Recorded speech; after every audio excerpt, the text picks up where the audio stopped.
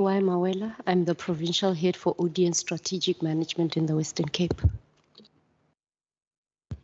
Good morning, Chairperson. All protocol observed. I am Brigadier Matumbo. I'm the Provincial Head for Proactive Policing Services. Thank you. Good morning, Chairperson. All protocol observed. I'm Colonel Terblanche. I am the Provincial Commander of Strategic Management.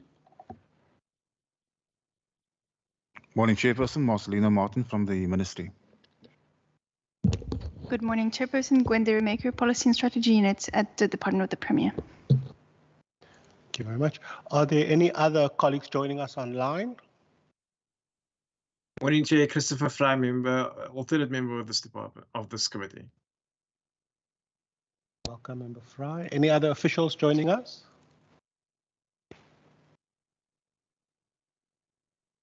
Nope. Member Van Vogel, I see your hand.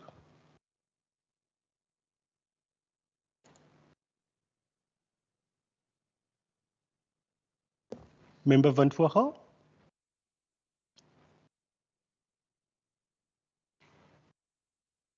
I'm going to assume that's an error. But if you do have your hand up, just let me know, Member Van Vogel. Members, so today, this is, as I said, a follow-up of our previous engagement. We were briefed by the committee on the 2021-2022 Policing Needs and Priorities report on the 21st of Feb. And in terms of the Western Cape Community Safety Act 2013, we also have to afford the necessary policing structures the opportunity to submit input on the PNP. The City of Cape Town's Safety and Security Directorate submitted its input in writing, and the South African Police Service are here today to present its submission. I just want to note that we did receive an apology from Lieutenant General Patekile, who's got another commitment, so he won't be joining us, but he has sent colleagues to represent him, and they're going to be doing the presentation from the South African Police Services side, and then we're going to go into questions and answers after that in a discussion on that. I'm also going to provide an opportunity for the department through the minister if there's any sort of comments that he'd like to make after that as well as part of the discussion. So over to you, South African Police Service. Thank you, Chairperson, for the opportunity that we present to this committee. And I would like to give to the Brigadier Mawela to lead us in the presentation. Thank you, Chairperson. Thank you, Chairperson. I just want to confirm if Mr. Wasim will be flagging the presentation. Flighting.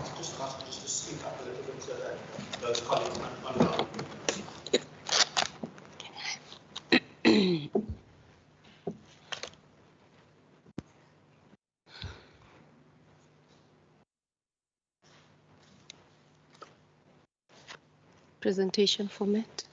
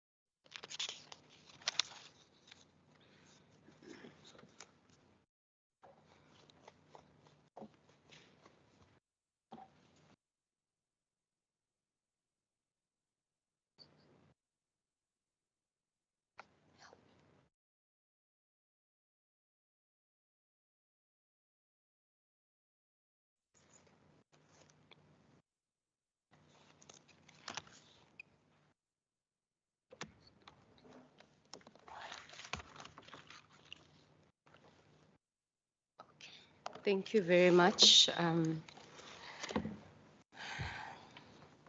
Chairperson, honorable members, thank you very much for the opportunity to provide a presentation in terms of the South African Police Services regarding our input into the report that was tabled for financial year 2021-2022, Policing Needs and Priorities. This feedback is tabled as per the official correspondence that was received from the committee on the 6th of February 2023. The presentation is basically going to focus on the introduction, the methodology that was applied by the organization in terms of providing a response.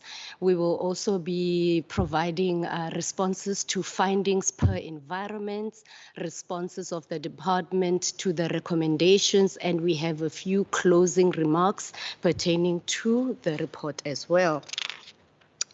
Going to page 3 of your presentations, Chairperson and members, the purpose of this presentation is to provide a response as alluded, as previously alluded. Secondary, to assure the Western Cape public and government that the SAPS is committed to its mandate as per Section 205 of the Constitution of the Republic in creating a safe and secure environment for all the inhabitants of the Republic, to further ensure that external oversight entities that to assure external oversight entities that matters raised in various platforms are taken into consideration in terms of implementing, monitoring, and evaluation of planning of the organization. Next slide, please. We're going to go into the methodology applied. Upon receipt of this report, we shared it with all spheres of our management.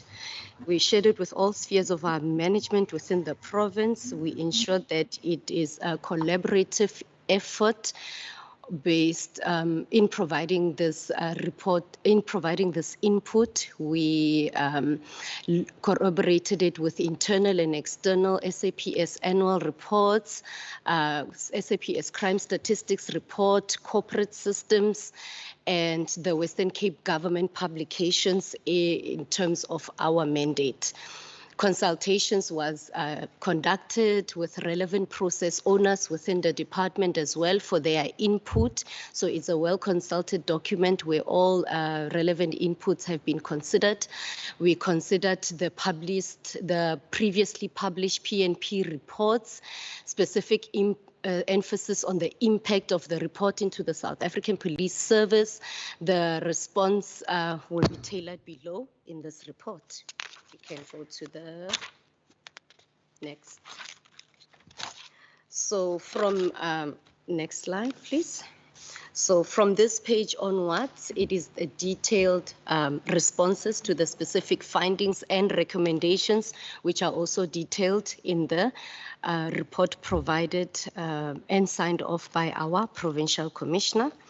In terms of our response to the key findings in professionalizing the SAPS, the institutionalization of sound governance to all levels within the SAPS is guided by a government-wide, within the SAPS is guided by government-wide and internal standards, which is a key requirement in the establishment of a professional and capable SAPS. Sound governance of the SAPS is strengthened by the PMF, the Provincial Management Forum. Governance and oversight is further strengthened by the compliance board instituted in the province, our internal assurance bodies. We are on page 7. My apologies, we seem to have, yes. We're on page 7, our internal assurance bodies such as internal audit and inspectorate, who maintain objectivity and neutrality through their respective functioning. Page 8. This response is in terms of two findings. Firstly, the shortage of human and physical resources in the Western Cape. the detective human resource capacity being inadequate for effective service delivery. Our feedback is as follows, is that we have applied the integrated resource management strategy within the police. The IRMS is aimed to provide a source of information and support on the common elements of resource planning for the SAPS by addressing workforce and other challenges for the period spanning throughout the MTSF cycle. The successive decrease in the province's staffing culminated at the end of 2021, 2022 to 18,867, which is 88%, which is way below par, 10% to the standard per the organization, which is as set as 98%. The decrease is attributed to the following reasons. The reduction, firstly, key above all, is the reduction of the compensation budget throughout the MTSF, which we all know, public knowledge to it being to 300 billion reduction. Secondary being the natural attrition of staffing levels, which are now due to service termination, retirement, death, ill health, and etc. Lastly, there was no intake or training of entry-level constables during the national state of disaster due to the COVID-19 restrictions on movement and the gathering of persons. Our feedback in terms of the PNP report relating to the SAPS sick leave management. Sick leave in the SAPS is regulated as per the basic conditions of employment Act 75 of 1997 and National Instruction 13 of 2019, which outlines the management of absenteeism. We want to stress that the absence of an employee from duty due to sickness is not a matter that to be taken lightly and is dealt with the utmost consideration, noting that the sickness may be due to physical or psychological ailment or injury. In instances where sick leave is being abused, the protocol as mentioned in National Instruction 13 of 2019, where supervisors, it outlines that supervisors are to determine reasonable cause first, monitor and report the abuse of sick leave, develop a case file on that specific employee, and the required escalation processes are to take place where it will result, as per now the disciplinary regulations that are stipulated within the organization. In terms of the implementation of the Disaster Management Act protocol, one would note that there was an increase at the rate of sick leave due to now the increase of COVID-19 infections within our staffing capability. Page 10, which speaks to the vehicle fleet management. Our supply chain management within the South African Police Service, responsible for mechanical services, ensures that a service level agreement and standards that are set by achieving an 87% vehicle availability rate within the province.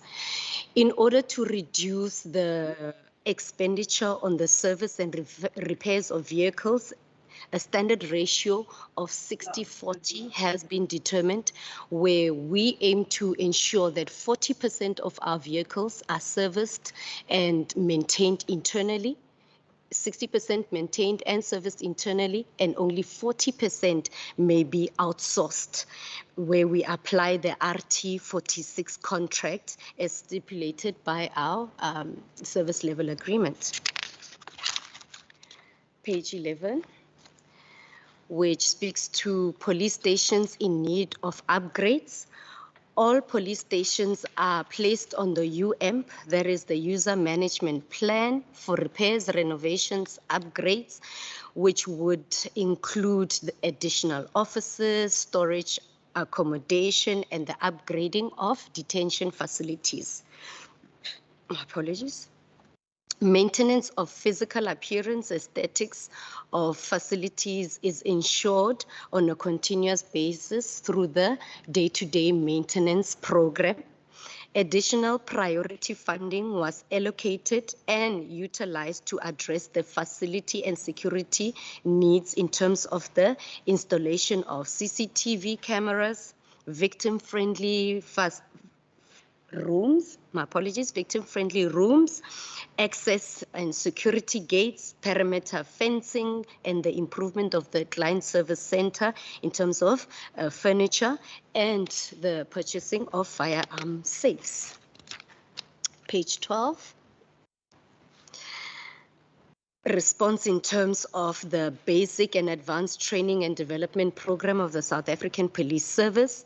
The SAPS recruitment criteria for the entry-level constables requires applicants to at least be South African citizens, to be between the ages of 18 and 30, be in a position of at least NQF level 4, which is commonly known as matric. The applicants are subjected to a psychometric test, a fitness and medical test. If applicants are successful, they are called up for a verbal interview. All successful candidates are then subjected to the basic training course. The basic training provides a holistic understanding of the regulatory framework of law enforcement. It also focuses on the fitness, drill, technical combat, and musketry training, which is within the curricula of the BPDLP. This training allows for training to have the basic knowledge, physical and mental skills, and capability to operate as police officials. Upon their completion, trainees are deployed at stations for workplace experience, which is also known as work integrated learning, prior to them being officiated as constables within the SAPS. All scheduled basic training courses were postponed due to the COVID-19 pandemic and have resumed during financial years 2021 and 2022. In terms of the basic training, I think I've mentioned these, but just to reiterate, the current status in terms of 2022-2023 financial year, 3 intakes of students were done. 100 of ex-Police Public Service Act members and reservists who graduated as constables during September 2022. 947 recruits graduated as constables on the 13, 14, and 15 of December 2022. 500 allocated to the Public Order Policing Regiment. 67 recruits will finish their basic training on the 23rd of June 2023. In terms of the shortage of reservists, Chairperson, we are happy to report that 1,000 reservists were recruited and the administration to finalize their training is underway. As part of the community safety strategy, the SAPS implemented a new program called the Community in Blue concept. The objective thereof is to elevate the CPF to a level that the law intended it to be. This includes proper vetting and training of all CPF forum members to achieve high standard of protocol and action. The premise of the above initiative was for the SAPS to have multiple streams of force multipliers and not only rely on the reservist capability. In terms of the inadequate police visibility, the deployment of police in the province is based on a crime pattern analysis, where priority is on identified high crime spots for each policing precinct. In addition, specialized capability is deployed daily to patrol your highways and byways to respond to in-progress complaints and other emergencies. Deployment of police capability during special events or high crime season is managed through the POCC, which is the Provincial Operational Coordination Center, and the DOCC, a weekly accountability session in the form of the PCCF, which is the Provincial Crime Combating Forum meeting, is held where an impact and effectiveness of the deployment is evaluated. This PCCF is attended by all spheres of our management and the top 20 high crime weight stations in the province. In addition to effective policing, each policing precinct is divided into sectors, which aims to divide the policing precinct into smaller manageable parts and enhance effective policing and community mobilization. Page 16. In response to the SAPS, SAPS response time must be improved. Our response is as follows. In terms of the organizational performance management, the average reaction time, commonly known as average reaction time, Alpha, Bravo, and Charlie complaints, these key performance indicators were removed. However, reaction time is continually measured in terms of operational effectiveness for service delivery improvement evaluation. Various factors impacting on the average reaction time internal to the organization are being addressed through management intervention measures. External factors referred to environmental design, layout, and some areas that have poor access, poor road condition, and insufficient lighting. Most of these factors are more prevalent in your socio-economically disadvantaged areas, which are also the high crime stations in the province. Our response in terms of complaints that should be served in their home language, i.e. isiXhosa, English, or Afrikaans. The language issue is one to be dealt with sensitivity. My apologies. The language issue is a sensitive matter that ought to be considered as such within the South African context. All SAPS members are able to serve the community in English where possible in their language, in their preferred language. All stations have a diverse workforce that is able to serve their community regardless of language. It is a minimum requirement when recruiting police officers that they are proficient in English and at least one other official South African language. In terms of the case docket management, all dockets are safeguarded and stored as per Circular 1 of 1999, the National Archives of South Africa. The SAPS ensures that case dockets are scanned through the Integrated Case Docket Management System, which is commonly known as ICDMS, which keeps a digital copy of the docket on the system. Proper docket management by the SAPS ensures that case dockets are not struck off the roll at courts due to incomplete investigations. Commanders conduct daily, weekly, monthly, and monthly case docket inspections to supervise investigations and ensure compliance with the set standards. Effective data integrity ensures proper court case management. Internal assurance bodies, the Inspectorate and Internal Audit, inspect dockets to ensure whether guidance is given to IOs.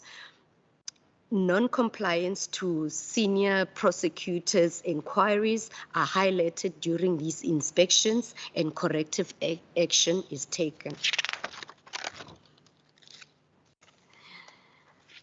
Again, in continuing with the integrated case docket management, The PNP report states the following, that 62.9% of dockets are lost in the docket archive store with no subsequent disciplinary action taken.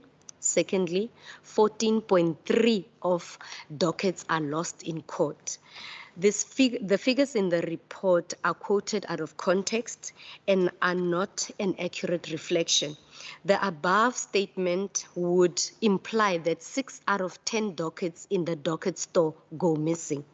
The source quoted was studied, and it was found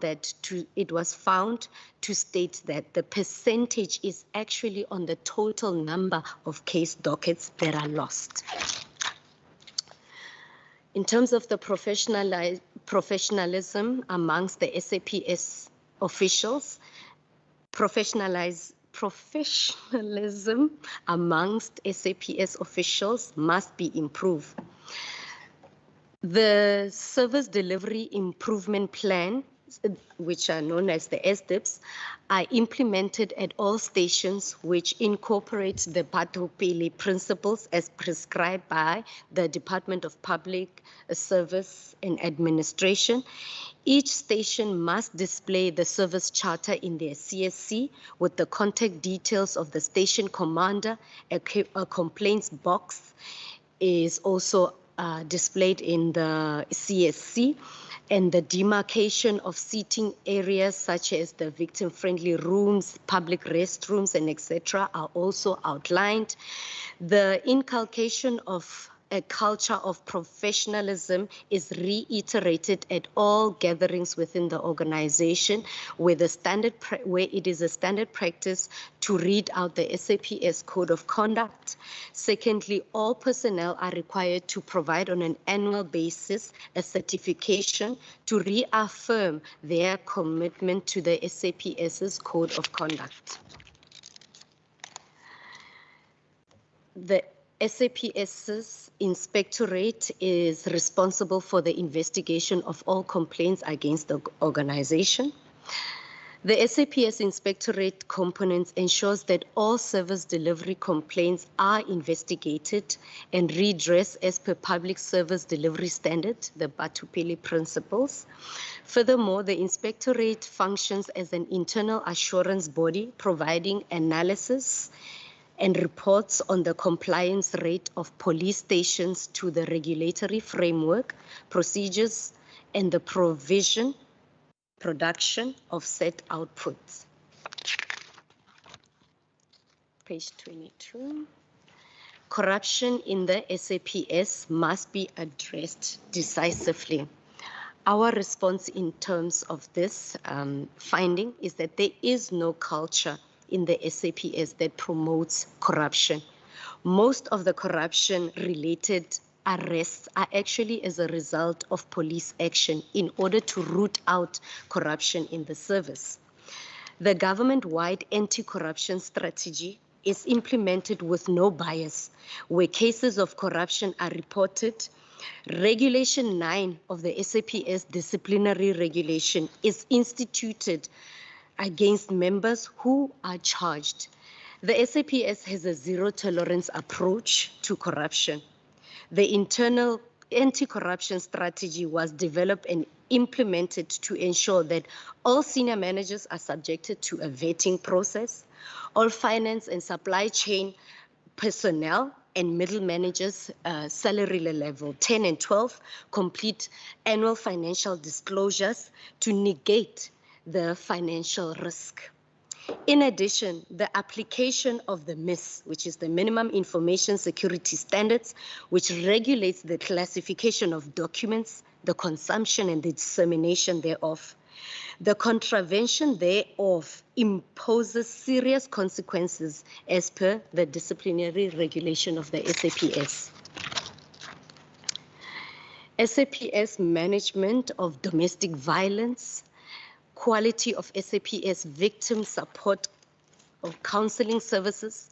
In an effort to provide concerted focus, the SAPS has identified gender-based violence priority stations with the highest level of reported cases of GBV for close monitoring, implementation of proactive measures, and information sharing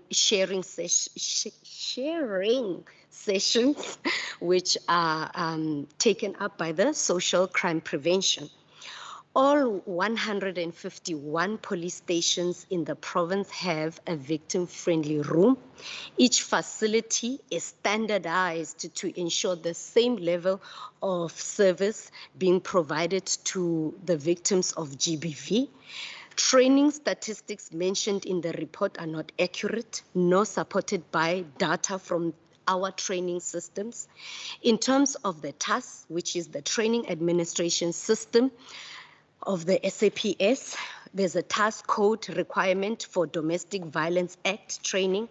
All stations in the province have the required number of individuals trained on gender-based violence. An integrated multidisciplinary approach must be adopted to include all relevant stakeholders to address the root causes of gender-based violence in our communities. Forensic analysis. Forensic analysis. The forensic backlog year to date has been cleared.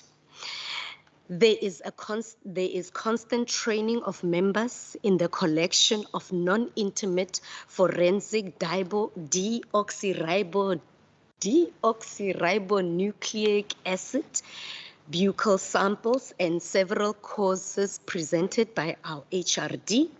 48,000 buccal sample kits were delivered and issued to the stations. A demand of 66,000 buccal samples has been submitted for financial year 2023-2024. This is year to date, based on our scientific needs analysis for environments utilizing. The top 30 high crime weight stations receive priority in terms of this distribution. Serious crimes committed in police custody. In terms of the 2021-2022 annual report, there were 15 incidences of death in custody, of which 3 were due to natural causes, 8 due to suicide, and 4 due to injuries sustained before arrest. The Independent Police Investigative Directorate, IPID officers, and SAPS Discipline Section are working closely to monitor such cases. Stations units are instructed to comply with directives related to detention management and include it in the investigation of discipline matters as evidence. Station units continually bring the detention management prescripts under the attention of members through station lectures. Education and training is provided to all operational members to refrain from using excessive force during arrest, interrogation, and questioning. SAPS members are obliged to report any brutality or deaths in custody to the IPID as mandated by the IPID Act of 2011. In terms of the serious crimes committed in police custody, the report states the below, open quotation marks. However, it remains a challenge for the SAPS to manage and address recurring incidents of alleged assault, torture, and rape by police officials. This is regrettable from a police professionalism and human rights perspective and requires clear leadership and senior management intervention. Our response is as follows. In response to the above comment, the SAPS management of the province takes very decisive action in response to allegations of misconduct and does not experience any challenge in taking such action. It is, however, important to note that allegations need to be formalized and due process needs to be followed, including investigation, disciplinary hearings, etc. Policing of illegal firearms and ammunition. All dealers, gunsmiths, and manufacturers must be inspected at least once a quarter. Stock and ammunition registers form part of the inspection. Dealers must also submit records of all firearms received and sold per month to the Central Firearm Registry. The data in paragraph 2 and 3 of pages 62 was analyzed and the following inconsistencies were identified. Data in terms of the breakdown of firearms is incorrect when correlated with the annual report 2020-2021, pages 28. See footnote 2018. Pistols, revolvers must, in terms of pistol and revolvers, it must read 2027. High caliber firearms must read 33, shotguns must read 16, and home firearms must read 5. Specialized Detective, in collaboration with the NPA, is running a project to increase the prosecutorial-driven investigation on cases related to firearms. The Western Cape SAPS is consistently in the top 3 provinces in terms of the volume of illegal firearms recovered. The increased recovery of illegal firearms is dependent on the police proactive initiative. The SAPS is continually, my apologies, page 28 now. Okay, better cooperation from the SAPS and integration. The SAPS is continually strengthening partnership with stakeholders through participation and steering forums dealing with the combating of crime. Platforms such as the Provincial Joint Steering, multidisciplinary platforms, the priority committees emanating from it, CPF, the Economic Infrastructure Task Teams, and other projects, making available the required physical, human, and information resources on request. Policing needs cooperations from various stakeholders, and many initiatives support these efforts.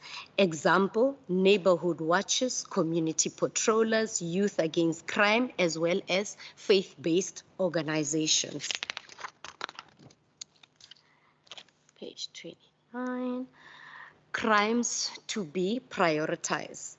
The SAPS remains committed to its core mandate to prevent and combat crime, utilizing all available resources to its disposal. In relation to financial year 2021-2022, specific focus was placed on the monitoring of the 17 community-reported crimes, which include all serious and violent crimes as stated in the crime statistics release of the South African Police Service. These are the annual crime release for 2021-2022. The National Crime Combating Strategy is operationalized in the province through operational plans and is also complemented by several key operational activities at district and station level. In addition, various strategies supported by coordinated key response plans are implemented in relation to the crime pattern analysis, identified hotspots, high crime density areas in the province. The ratio presented during the national crime release reflects a different ratio per financial year for the national crime picture, and no ratio is provided per province. The SAPS utilizes population stats per capita. the ratio per 100,000 of the population. Mid-year population estimates of 2017 series. Noting this variation, the methodologies utilized to calculate and present the crime ratios are different and the data cannot be compared.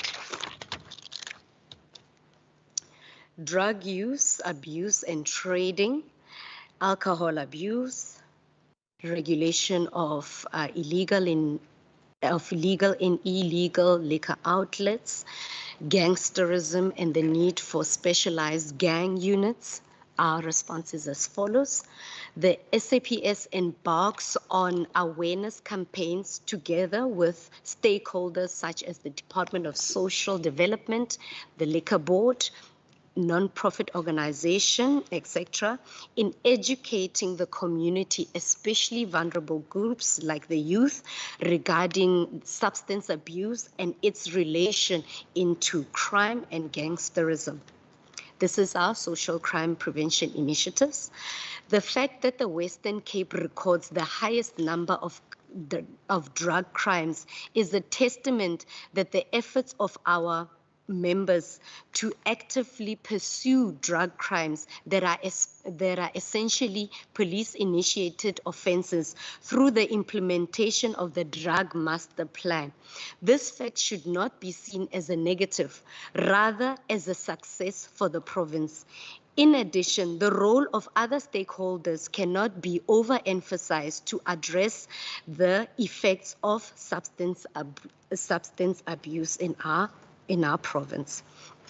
In consultation with communities, there is a clear sentiment that local government should have a zero tolerance to drug outlets being operated from council or reconstruction and RDP houses.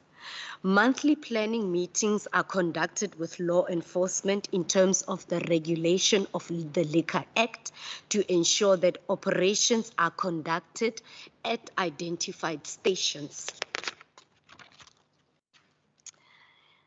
Continuing, in the same breath, Provincial Firearms, Liquor and Second-Hand Goods, the FLASH environment, conducts monthly meetings with the top 20 high crime contact weight stations where set targets are discussed, instructions issued to ensure operations are conducted against illegal and the closure thereof. SAPS embarks on awareness campaigns together with stakeholders such as the Department of Social Development, the Liquor Board, etc., in educating target groups of the negative effects of alcohol. The Western Cape Liquor Board must continue to work with the SAPS to address problematic license holders that are known crime generators in areas. We have learned during the lockdown that alcohol has a significant influence on contact crimes, therefore should be our main focus in addressing crimes of domestic violence, assault, murder, and etc. The anti-gang unit conducts focused investigations with respect to gang-related crimes.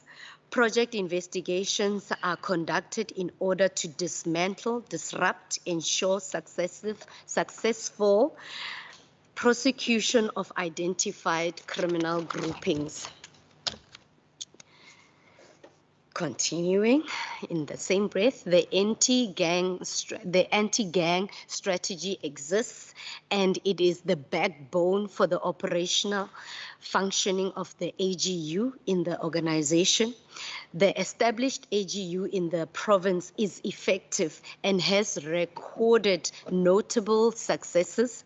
The organizational restructuring process is due to focus on integrating the policing, detection, and intelligence capability under one umbrella of the AGU to ensure efficient functioning. In terms of social services, it is required that rehabilitation centers be established in residential areas to be more accessible to the community.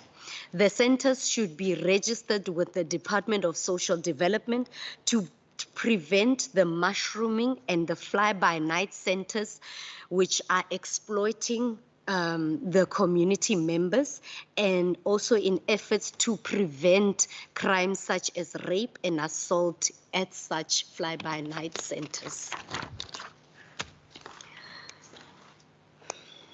Our response in terms of the 4 findings in the PNP that relates to murder is a crime category of the gravest concern in the Western Cape. Copper theft and vandalism of trains, theft and rail infrastructure, abalone poaching, burglary at residential premises. Firstly, we'd like to note at the bottom there, note for the chairperson and members, is that the response provided is limited in respect to Section 70 of the SAPS Act and Act 70 of the RICA Act, which speaks to the access of privileged information, in ensuring that the privileged information and minimizing of risk of exposure of the organizational methodologies. So no further detail will be provided in relation to the 4 matters listed above. The serious violent and economic crimes are each dealt with through a project-based approach in terms of policing. However, in terms of the detection thereof, the province has dedicated specialized capability within the crime detection environment. In terms of the EITT, which is the Economic Infrastructure and Task Team, yes, thank you. Murder and Robbery Task Team, the EITT, Murder and Robbery Task Team, conduct intelligence-led operations addressing the illegal trade of second-hand goods, example, copper, and the illegal trade in endangered species, fauna and flora. The task team on transport-related crimes focus on the investigation of murder, hijacking, and extortion within the transport industry. A concerted effort is placed on high contributing stations based on the crime pattern analysis. The safeguarding of critical infrastructure is dealt with through a multidisciplinary approach, which requires responsible entities to fully embrace their responsibility to secure and safeguard their premises. In support of creating, page 35, okay, yes. The creation of safe spaces need to be created. In support of creating safe spaces, the SAPS is implementing the Safer City concept, which allows for an integrated approach to improve operational coordination, dealing with environmental, socio-economic, and technological factors that are impacting on policing in the province. In terms of transport hubs, taxis, buses, rail, and street, a taxi violence unit was established within the specialized detective environment focused on the serious violent crimes emanating from the transport industry. In terms of the safekeeping and policing of rail, it remains a joint effort between Passenger Rail Agency of South Africa, PRASA, and SAPS. While PRASA is solely responsible for the security and safety of their property, the SAPS is responsible for policing of environments as per its classification as a critical infrastructure in the Republic. The mandate of commuter safety is executed by the Rapid Rail Policing Unit in the SAPS.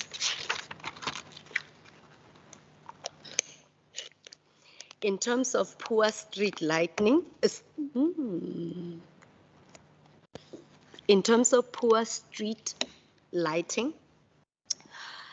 Poor street lighting creates an environment conducive for criminal activity.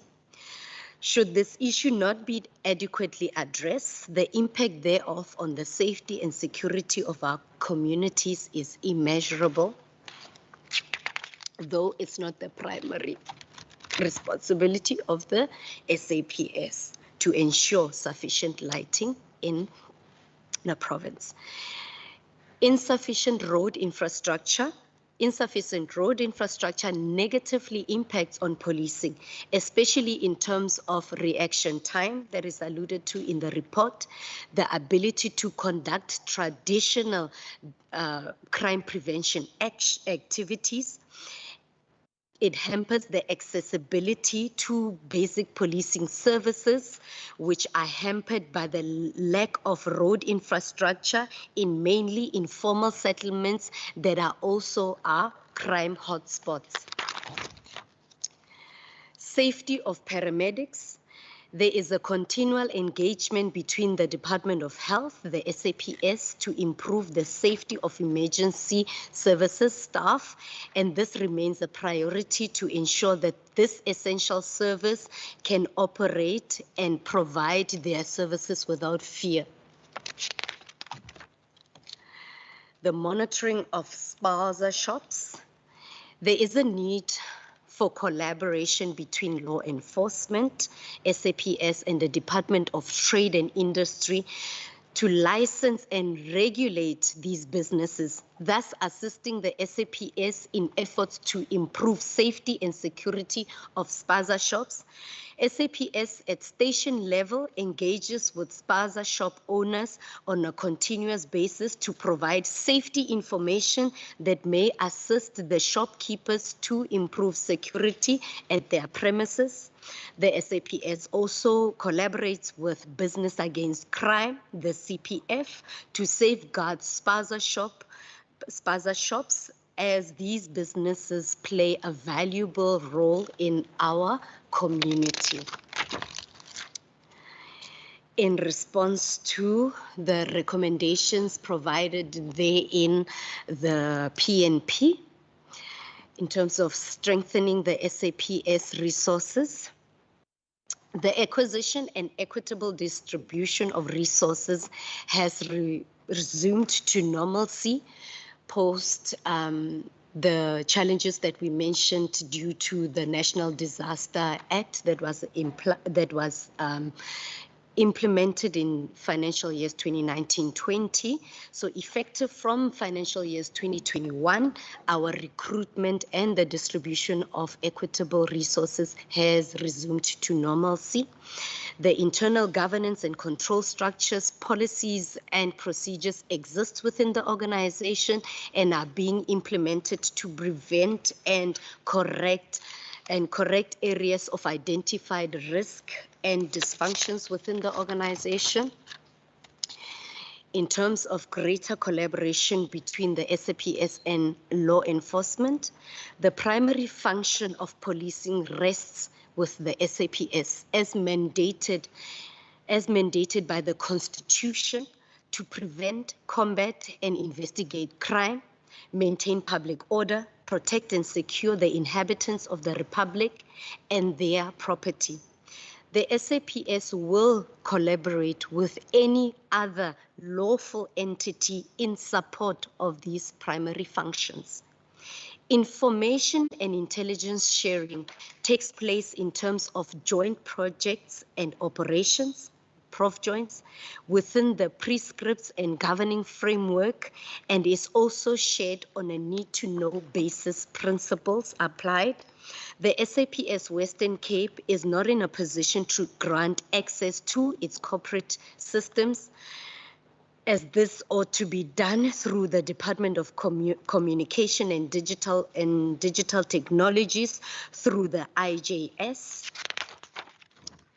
In terms of addressing the recommendations that speak to addressing the key crime categories, the Western Cape SAPS has adopted the evidence-based policing approach, the EBP, as part of its CPAD strategy, which is part of the CPAD strategy. The EPB refers to a proactive approach where root cause analysis is conducted to determine the causative factors of crime, thus allowing for policing activities that are informed by available evidence and relevant data. Our overall comments and closing remarks are as follows. It is recommended that the research and findings be focused on financial year recently concluded in order to provide an accurate posture of the organization. Should the research methodology continue to focus on the MTEF or longer period, it may be beneficial to conduct research or assessments during midterm of the MTSF, as significant changes may only be visible hereafter. Research methodologies applied may either be qualitative or quantitative. The research team should refrain from providing generalized comments and opinions of individuals as a reflection of the posture of the entire organization. The example being the statement that the SAPS has a culture of corruption. The reference to issues cited in financial year 2014-15 as the posture of the organization may be detrimental to the image and integrity of the organization in several facets, as it may create a perception that the organization has no appetite to resolve long-standing issues, whereas most, if not all, factors are either no longer relevant or are not within the control of the SAPS. While surveys provide interesting insight, it cannot be the only source of information, as it remains opinions of individuals. It is recommended that an evidence-based approach be followed in gathering and corroborating information to challenge our perception and achieve factual outcomes. Chairperson, that concludes our presentation in terms of the organization's feedback to the PNP report. I'd like to hand over to Major General Mani for any further comments. Thank you very much, Chairperson. We want to thank you for according us the opportunity to present. As already said, all protocol observed, and also the MEC, Mr. Ellen Regan, recognize you, and we thank you as our leader in the province. We have exhausted the presentation, and we're here on behalf of the provincial management, and we also register the apology of the provincial commissioner, who is also with another commitment elsewhere in the province, where there's higher authority also expecting him to be accountable there. We're here before you, and thank you for the opportunity, Chairperson. Thank you very much for the very detailed presentation, colleagues. Minister Allen, is there any input that you'd like to make very briefly before we open up for questions to both members online and members in the chambers? Chairperson and members, to the South African Police Service, thank you for the briefing. What we will do on our side is to ensure that there is continued discussions and engagements with the South African Police Service. And even though, Chairperson, you have not given me a time allocation, I'm going to be as brief as possible over the next 60 seconds to obviously allow for members to give input and questions.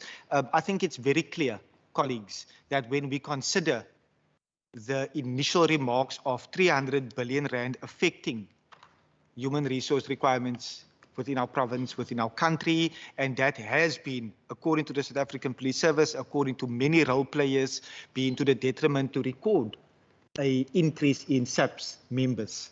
We have always maintained that we are wanting to work alongside the South African Police Service and other stakeholders to strengthen the hand of all our safety partners. And it's in that spirit that we will take this forward with the South African Police Service, with the committee, to ensure that we are able to collaboratively work together. But having said that, we are having a number of engagements with regards to the employee health and wellness policy and what we are doing in that particular space. I will be able to speak to that should I be given an opportunity with regards to the vehicle management. And I think it's very key that those that are ordered, those vehicles that were ordered for this financial year, we are trusting that all will be delivered before the end of the 31st, because as of November, it was 14% that was delivered. But I have a number of comments, and maybe later, Chairperson, if afforded an opportunity. But for the record, if I can state, colleagues, that our policing needs and priorities are not merely directed to the South African Police Service. It is directed to all government departments, it is directed to municipalities and the City of Cape Town, making sure that the City of Cape Town, the role that they are playing, and comments with regards to drug houses, especially drug houses where it is rental stock. When we consider street lighting, it won't be addressed directly to the South African Police Service, as we know each and every government sphere has a certain responsibility and mandate in terms of the Constitution. Thank you very much, Minister. Members, there's now an opportunity for you to engage with the presentation and to ask any questions. May I get an indication of members online if there are any questions? You could just use the raise your hand function. With that, I note Member Bartman, Honourable Member Kasim, and then Member Windvogel.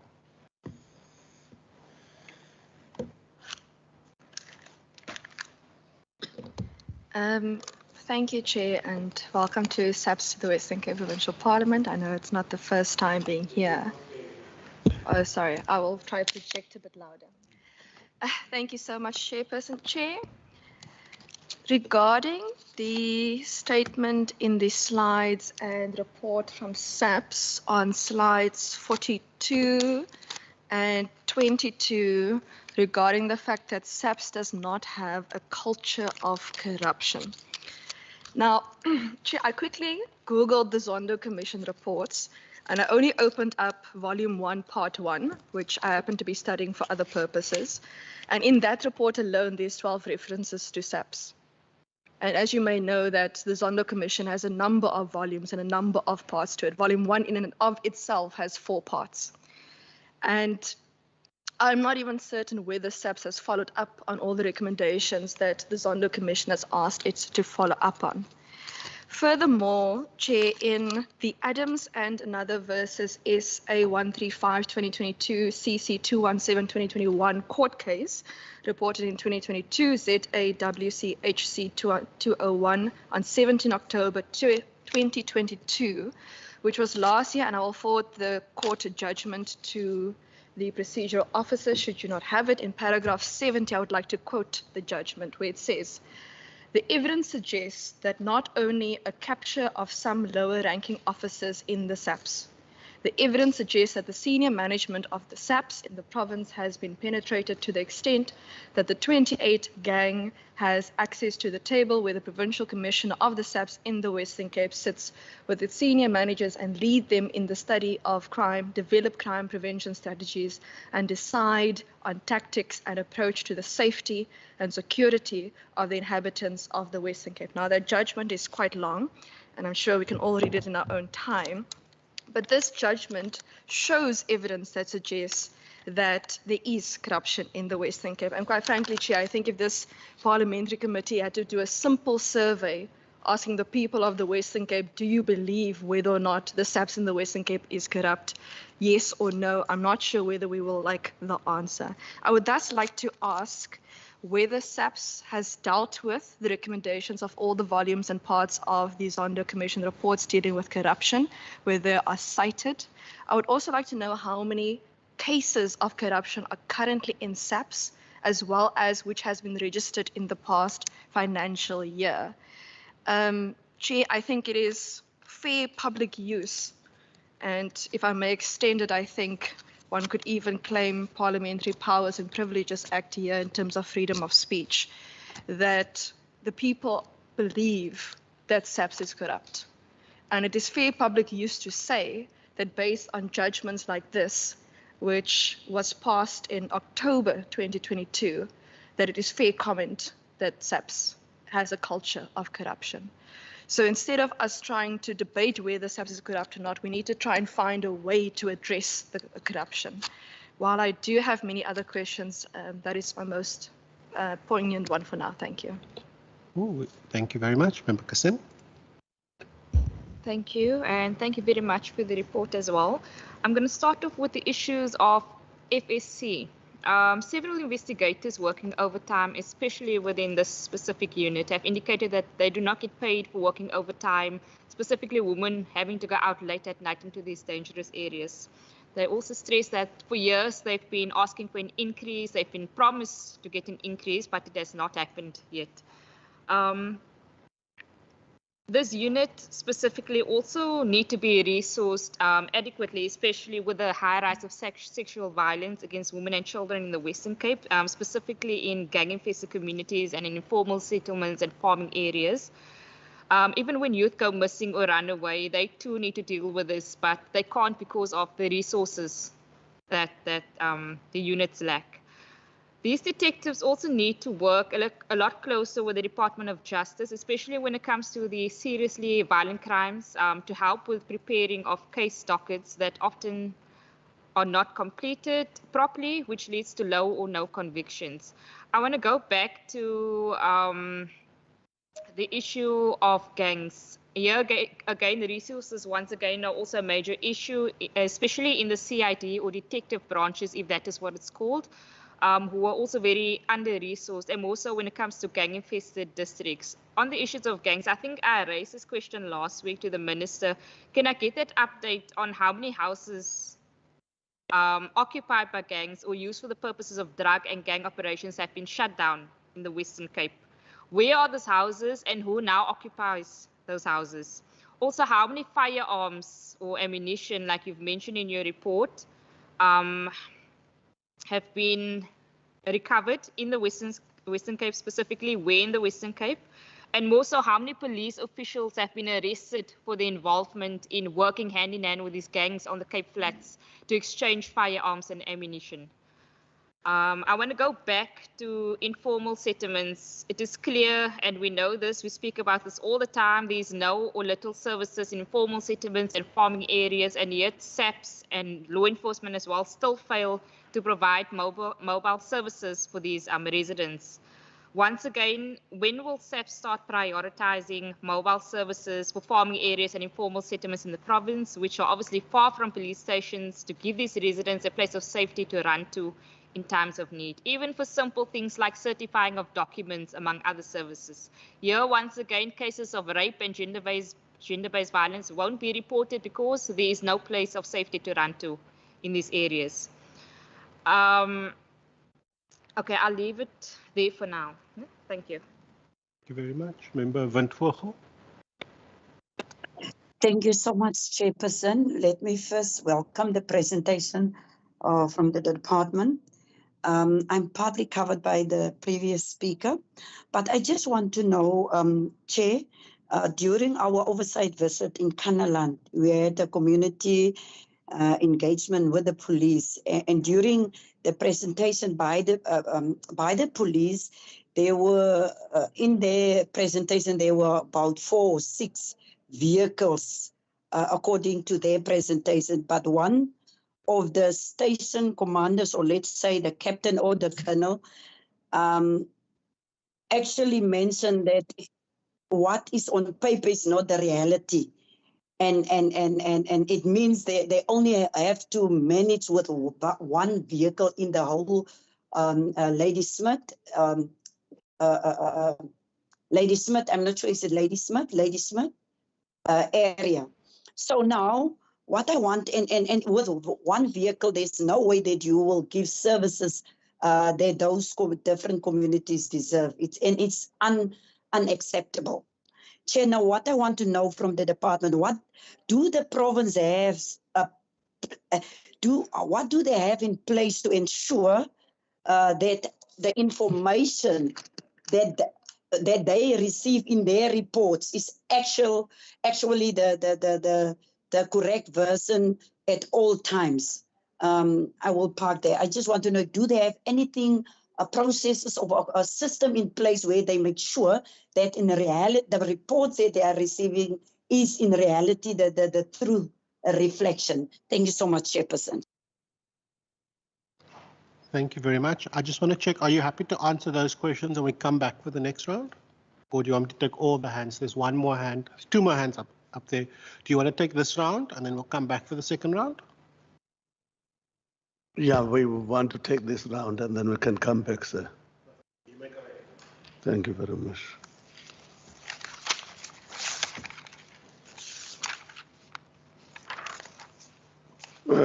Thank you very much, Chairperson.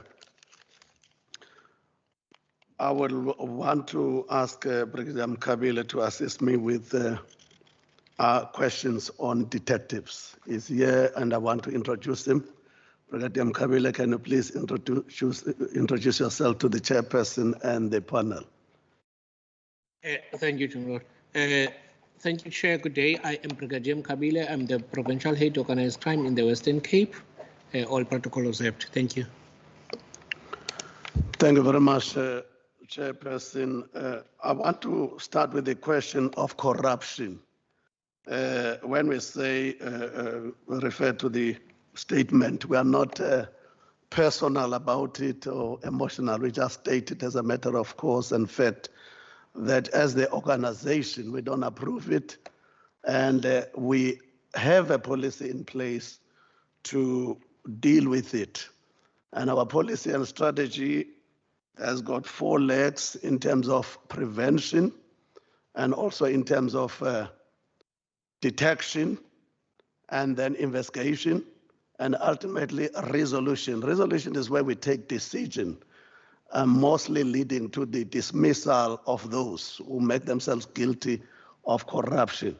So that is what we say, but we don't approve it, and we want to report actually, Chairperson, to this portfolio committee that we are losing members in terms of the decisions that are taken.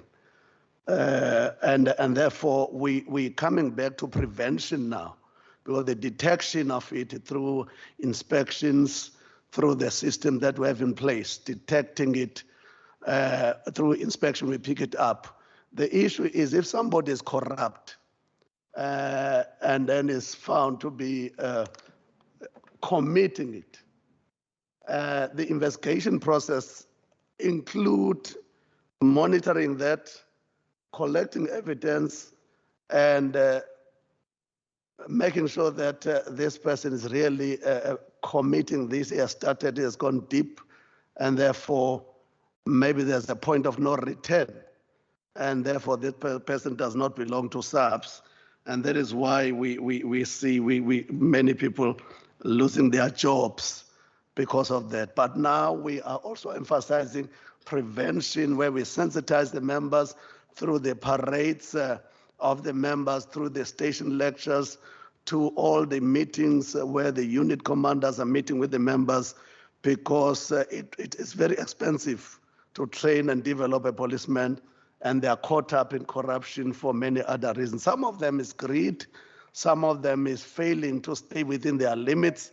They want a high lifestyle. We encourage them to work properly and be prepared to go up through the ranks, because some of them are breadwinners. We just want to highlight that we want, when it comes to specific figures, how many have been dismissed. We didn't bring that here, but we want to give a written reply so that we avoid inaccuracies, and we want to be factual and to be correct and to be accurate. And to the question, and we want to say we prefer to answer that completely and perfectly in writing, where we shall give full details of how many have been arrested, how many have been dismissed, and to give necessary details that will appeal to the standard expected in answering a question of this nature. Thank you very much for that. There was a question also about overtime, where members complain that they are not paid. I want to assure this chairperson and also the portfolio committee that overtime applies on the principles that you are on your rest days. You are not supposed to be on duty, but we are requiring your services to come on duty and to perform. So I want to assure that we work on applications, people are put on the list, and they must have actually performed the duties before we pay. Some people will make themselves commit to be on duty for overtime, but they don't pitch up. And we end up having to look for others to perform those duties. And then we apply, the finance will confirm to us money is available for overtime. And also after they have worked, a submission is made to the district commissioner and also to the provincial commissioner and to finance, and then we make sure there's funds available. We want to ensure, even now we're signing applications yesterday, making sure that the people will be paid. If there are people that are not paid yet, we shall look at that. But I can confirm, as late as yesterday, we have been signing applications to ensure that people are paid within those parameters of the principles that apply to overtime. I would like to give this opportunity to Brigadier Mkhabile to answer questions that followed in the second questions that were asked on issues of detectives. Then I will proceed with other questions. Brigadier Mkhabile. Thank you, Chairperson. Chairperson, what I would also like to follow suit in what General Magnus already alluded to, that we'll be gladly provide or would like to provide written responses to this so that the information that we provide is factual. Okay, but when it comes to gangs, we do have an anti-gang unit in the Western Cape that was established in 2018, which is dealing with all the gang-related issues. And as to how many drug houses were closed and how many members are arrested for that, we'll gladly provide that in a written response so that our reports are factual and not just thumb-sucking. And then also, when it comes, General, to the distribution of vehicles, the SAPS, we do have a distribution of resources. We also look into the geographical terrain of where a certain police station is located, and then we distribute vehicles according to that, because it will serve no purpose that we issue soft vehicles for a rural station whereby they need off-road vehicles and all that. So this is also one of the issues where we said now perceptions may also distort the information. We gladly also would like to answer this in a written response format. I think I've dealt with the two, the gangs and the vehicles. There is also an anti-corruption unit within the SAPS, as the General already alluded to that. That is doing a wonderful job, because when we get the information that there are corrupt police officials within ourselves, we don't turn a blind eye. We do investigate that. We do arrest them. But now when it comes to figures and all that, we'll gladly provide that in a written response. I thank you, Chair. Thank you very much, Chairperson. I'll proceed on to the question of prioritizing the farms, rural safety. I want to confirm that we do have a rural safety strategy, and also the Brigadier Matumbo is a custodian of the rural safety strategy. I want to give her the opportunity to respond to this question, and then we will. But I just want to emphasize that much is being done at this stage. As much as we have been prioritizing the high crime, counter crime stations in the province, where we've got murder stations and multiple murder stations that have been prioritized. And with the students that we are constable that we are getting now, we are releasing members to the rural stations so that you don't have one member patrolling outside, one member working alone on the inside. At the moment, our focus is to resource the rural farm stations with the members that we are receiving. This also includes what we are implementing now. The rural flying squad has already been deployed in all the districts in the Cape Wineland, in the West Coast, and also in the Garden Route. We have deployed to ensure that there's visibility in those places. And Brigadier Matumbo will dwell also on the rural safety being rolled out to the rural safety, Brigadier Matumbo. Thank you. Thank you, Chairperson. MCL protocol observed. It is correct that in the province we do have a rural safety strategy. Actually, today as we speak, there is a forum meeting that is underway that I couldn't attend due to me prioritizing my attendance here. Within the rural safety strategy, we look into the different pillars that are looking into service delivery within the rural safety precincts. And also one of the pillars speaks to resources that we need to avail within the rural safety policing precinct. I must say that when it comes to the allocation of vehicles within the rural safety, that we do have vehicles that have been allocated that are actually fitting the terrain and which we are operating in terms of the rural safety strategy. I must also mention that we are also meeting quarterly. We've got a technical rural safety committee that is being chaired by Department of Agriculture, and mostly the minister, the MEC for Agriculture, will also be in attendance on prioritized dates where we are discussing issues relating to services within the rural safety space.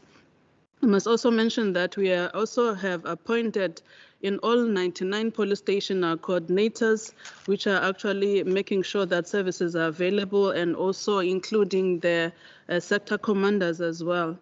As I mentioned, also part of the priorities is also including awareness, which is talking to GBV, and there are various programs that we do undertake in terms of making sure that there is awareness within the space, which talks to also reporting the incidents of GBV as they get to be experienced by members of the public. I must also say that we're also extending our imbizos also to ensure that within the rural space we are able to be in touch with our members of the community so that we can hear what are the gaps in terms of policing so that we can address them as they appear.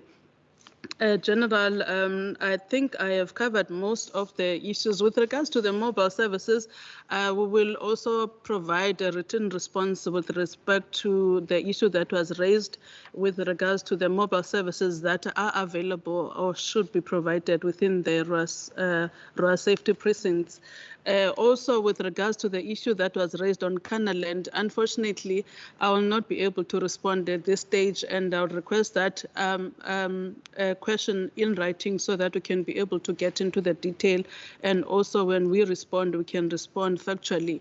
I must say that within the rural safety strategy, we also make sure, like last year, we had our opening event in terms of the 16 days of no violence.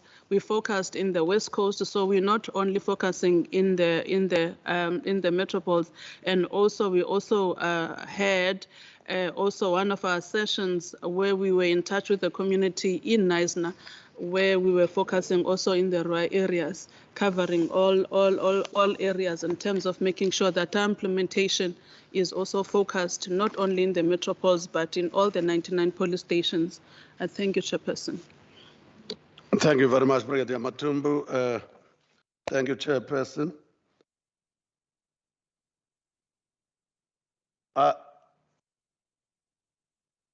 Thank you very much, sir.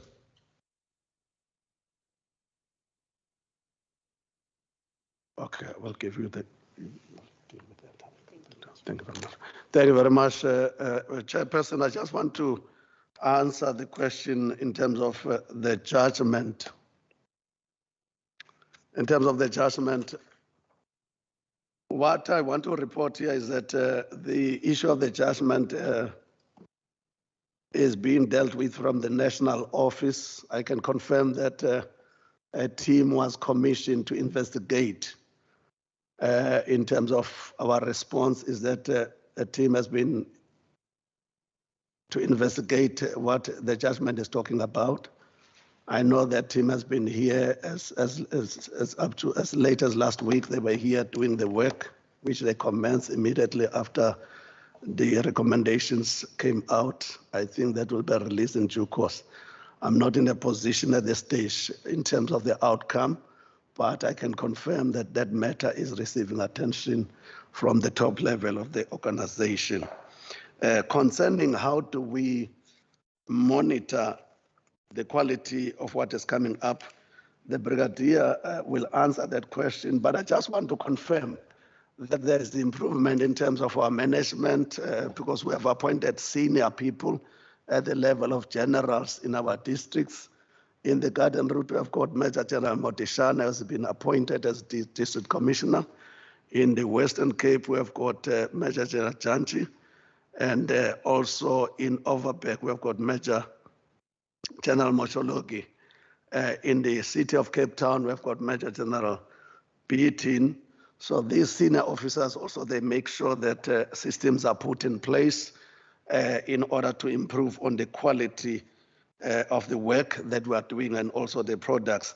But specifically to this question, Brigadier Mawela will give us the answer. Thank you, Chairperson. Thank you.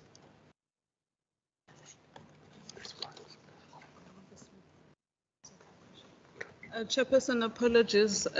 They always say that when you're in trouble, you must dial a friend. So there was a response that was provided quickly from our supporting staff from our office with regards to Lady Smith Police Station. The reports that I'm going to provide indicates the following. I must mention that we do have a Provincial Management Forum that is actually dealing with all support issues, which is also including the issues around personnel, vehicles, finance issues, dealing with overtime and human resource and all of that. And with regards to the report pertaining to Lady Smith in particular, as it was a question that was provided by one of the members online, I can address the meeting to indicate that there are 22 vehicles that are available at that particular police station. 4 have been boarded, and that is the matter that will be looked at in terms of the replacement in the new financial year. There are 19 vehicles that are available for policing at the police station at this stage. The Provincial Management Forum is actually a forum where the district commissioners are also available, and the issues around vehicles are actually discussed. It is also the responsibility of the station commissioner to ensure that the station's vehicles are actually managed properly in terms of also the support meetings that they do have, where they actually quality check the availability of the vehicles and those that are available that are damaged, and also following it through in terms of the procurement processes that are ensuring that those vehicles are booked in the relevant garages, and to ensure that those that are serviced are also dealt with accordingly. So there are supply chain processes that are in place, and also in order to make sure that our vehicles are managed properly. As I've indicated, that the 4 boarded vehicles will be looked at in terms of our procurements in this financial year. Thank you, Chairperson. Thank you, Chairperson. Brigadier Mawela. Thank you very much, Chairperson. In terms of the question that was asked as how does the SAPS validate its data? The assumption would be data that relates to case management data, in terms of information data that relates, that will be translated into intelligence. The SAPS applies 3 facets of how we deal with three facets in terms of how we deal with our data. Firstly, the input process, where we ensure that there is a separation of powers, meaning the person who inputs the data is not the person who validates the data.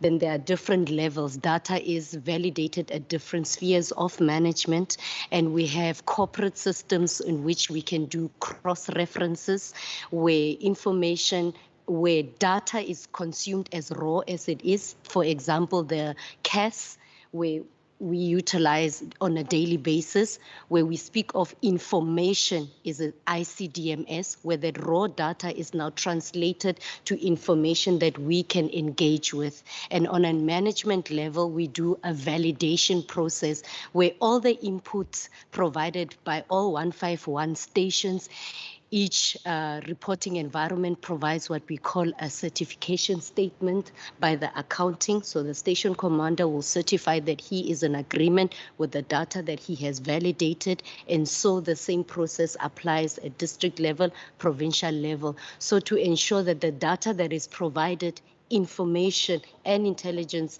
at this platform is an information that has gone through all the spheres of management to ensure that it is accurate, validated, and we can account for. Thank you. Thank you, Chairperson. I think we covered what was asked. Thank you. Thank you very much. It's very interesting listening to the last comment on the validation of data. I remember several occasions when this committee visited police stations and we've got information printed on a presentation in front of us, and you've got SAPS management standing up there saying the information you have is wrong. And we always ask the question, if this information is wrong, where does it come from? And then you've got very helpful staff who then log in and they're able to point out why it's wrong. So it's interesting that you've got these layers of data validation, but what still gets sort of outputted is wrong. On that question, I just have a follow-up in terms of the PNP report stating that 62.9% of dockets are lost in the DAS system and 14.3% are lost in the court system. So the SAPS is saying that that is out of context, and then that is the total number of dockets that are lost. Isn't that quite a high number of dockets that go lost? If 62.9% of all dockets within SAPS go lost, sort of how do we have a functioning criminal justice system? Thank you, Chairperson. I would like to ask Colonel Terblanche to answer that question. Thank you, Chairperson. Thank you, Chairperson. I hope that we made it clear that that's a completely incorrect statement in the PMP. And that's what we're trying to show you, that the numbers that were quoted is completely out of context. So the PMP report, in the way that it was mentioned, it's quoting the PMP report, 62% of dockets are lost. That's not the actual fact. I requested from the department, and I did that analysis and study myself, the report that was quoted. And what the report stated was, of all dockets that goes missing, that's very much different words. Of all dockets that goes missing, 62.9% is from the docket archive store. Does that provide context to the committee? So that means if 10 dockets goes missing, 6 of those 10 dockets were from the docket archive store. Because this issue was actually in the media last year, and it was actually quoted like that 62% of dockets out of docket stores goes missing. So that would imply that 600 out of 1,000 dockets out of our docket stores would go missing, and that's way not at all the case. So I can assure you the percentage of dockets lost is a very, very, very small percentage. But of that dockets that are lost, the majority of them goes missing from the docket archive store, and then 10 or 11%, the number quoted there, goes missing from the court. So that is just the context that we wanted to provide in our response, just to put that into perspective, because it was completely out of context in terms of how it was phrased. Then, Chairperson, if you would allow me, I just wanted to also respond as a member of the Integrated Resource Management Committee of the province. I just wanted to respond to the FCS question with regard to overtime. That's a very good question, because I think the issue is that in terms of the detective service, they work differently from the rest of the organization in terms of how they are applying for overtime, because we have an overtime budget that is basically split into basically two major sections, and that is dealing with our operations, which is where we call up people and they perform operations and they are being paid for that time. Now, in the past financial year, there's been a concerted effort to remunerate detectives for overtime duties performed, but it has to be translated to actual duties performed. Like you mentioned earlier, the member mentioned the question where the detective has to follow up on information. And then we try as far as possible not to utilize flexi hours anymore with the detective service, but to rather compensate the detectives for the duties performed. That is still a work in progress in terms of getting the balance and getting the allocated funding for that. And it's not 100% where we want it to be yet, but we've made major strides in the last financial years in allocating more money towards that specific purpose, with obviously with an emphasis on also on the FCS units and the other specialized units. Thank you, Chairperson. My natural follow-up is then going to be, how many dockets have gone lost in the Western Cape? And if 62% of them are from the docket archive store, what is wrong with the docket archive store if it's not retaining the majority of the dockets? If I can respond to that, we will provide you with a number of dockets that is lost also following this meeting. The reason for the losses from the docket archive store is the system tracks a docket. So in other words, a system would track a docket to where it was last booked in, and according that losses that number that is reflected means that the docket was removed from the docket archive store or booked out from the docket archive store, and then there was no record where it went from the docket archive store. Now, there's a lot of internal controls that we have put in place to remedy that situation and to mitigate that. So, but we will provide you with the actual figures of losses of dockets. Thank you, Chairperson. Just on that, maybe I want to thank him for articulating things that were not answered properly. But I do want to say a docket, it's about service delivery. And we don't deny that dockets do get lost. And it's a very serious thing in terms of how we look at it, because it's a core business of I mean, people come to open a case, they've been subject to either bodily harm or whatever has happened to the person. And if a docket then therefore gets missing, it's a breach in service delivery. That's how much we take it serious.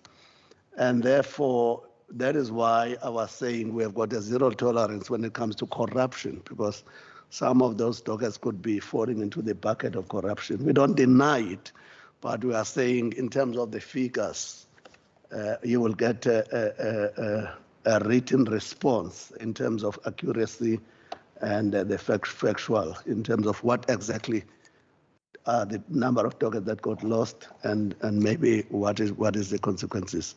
Thank you very much, Chairperson. Thank you very much. I noted, Member Kasim, was that a follow-up or a new question? Can you hold the new question? I just want to give an opportunity to Member Kama and Member Pretorius as well to answer, but the follow-up you can ask now. To follow up on the dockets, we know that dockets go missing all the time. We've explained how and why dockets go missing, but how do you deal or hold officials, or rather SAPS officials, accountable for those missing dockets? We can't just simply take it as an error to say that dockets or cases are missing. Once again, these are cases of crime, murder, gang-related cases. So how do you hold those officials responsible or accountable for those missing dockets? Library, they know exactly that Deirdre Bartman booked out a book in the library, and they know where to find me. So I'm just struggling to understand how it gets lost if you know who has taken the document out of the DAS system. Thanks. Thank you very much. Do you just want to respond?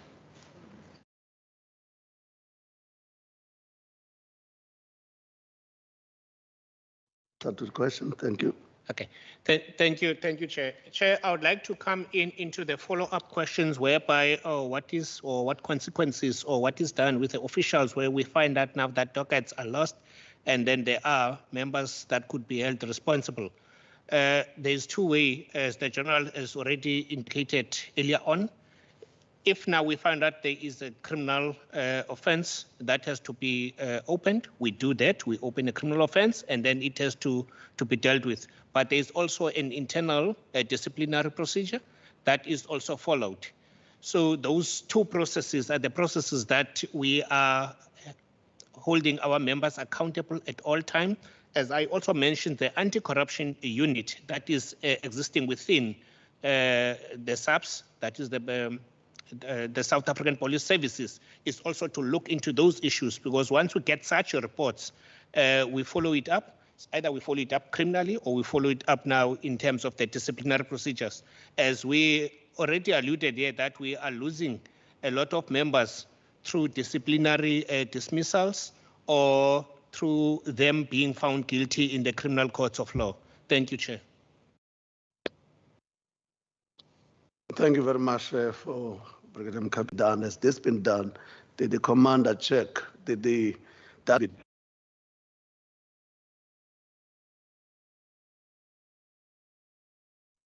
who will allocate it now to the investigating officer? And again, there's a lot of like meetings they are doing every morning, every day. We call it what do you call it, Ibrahim Kabile?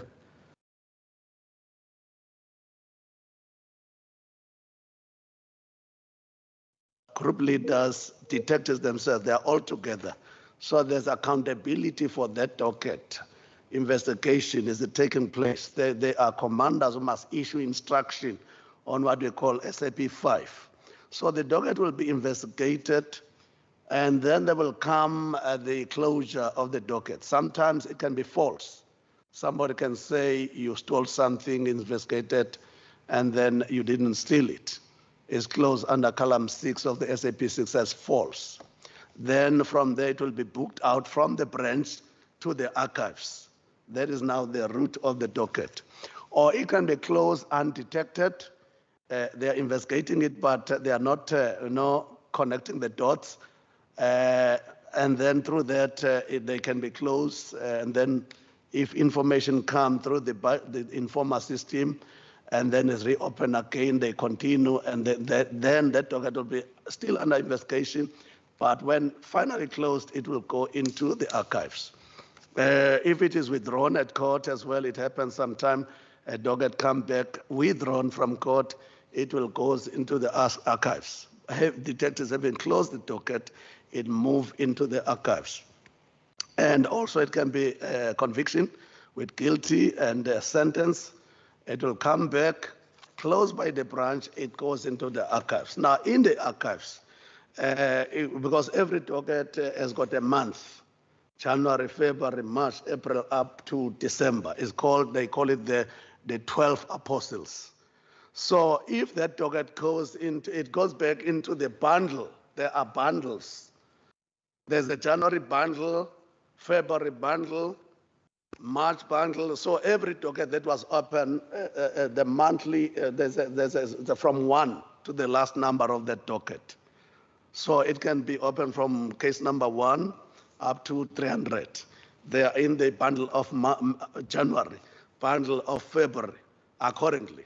So it is therefore entered in the electronic system in the archives as well. So if I go now and I want that docket, because sometimes the text will go back and want that docket for further investigation or whatever reason they want it, they will sign a receipt. In other words, a receipt manually, they sign a receipt that is placed in the place of that docket in the bundle. But electronically, again, they sign that they are booking the docket out.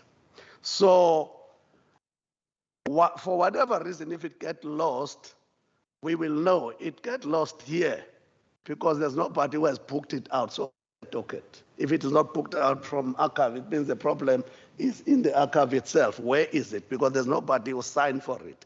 But if the docket has been signed by a detective, there will be proof who signed for it. But it's a question of saying now, this person who signed for the docket, where is it? Because through inspections and that are done by the branch or done by inspectorate, there's inspections that are done even in the archives.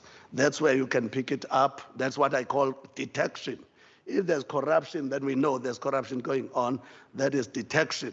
We detect corruption, and therefore we deal with it accordingly. So I'm trying to answer, because the question was, how is this being done? I believe that it does justice to the question that was asked. Thank you, Chairperson. Thank you very much.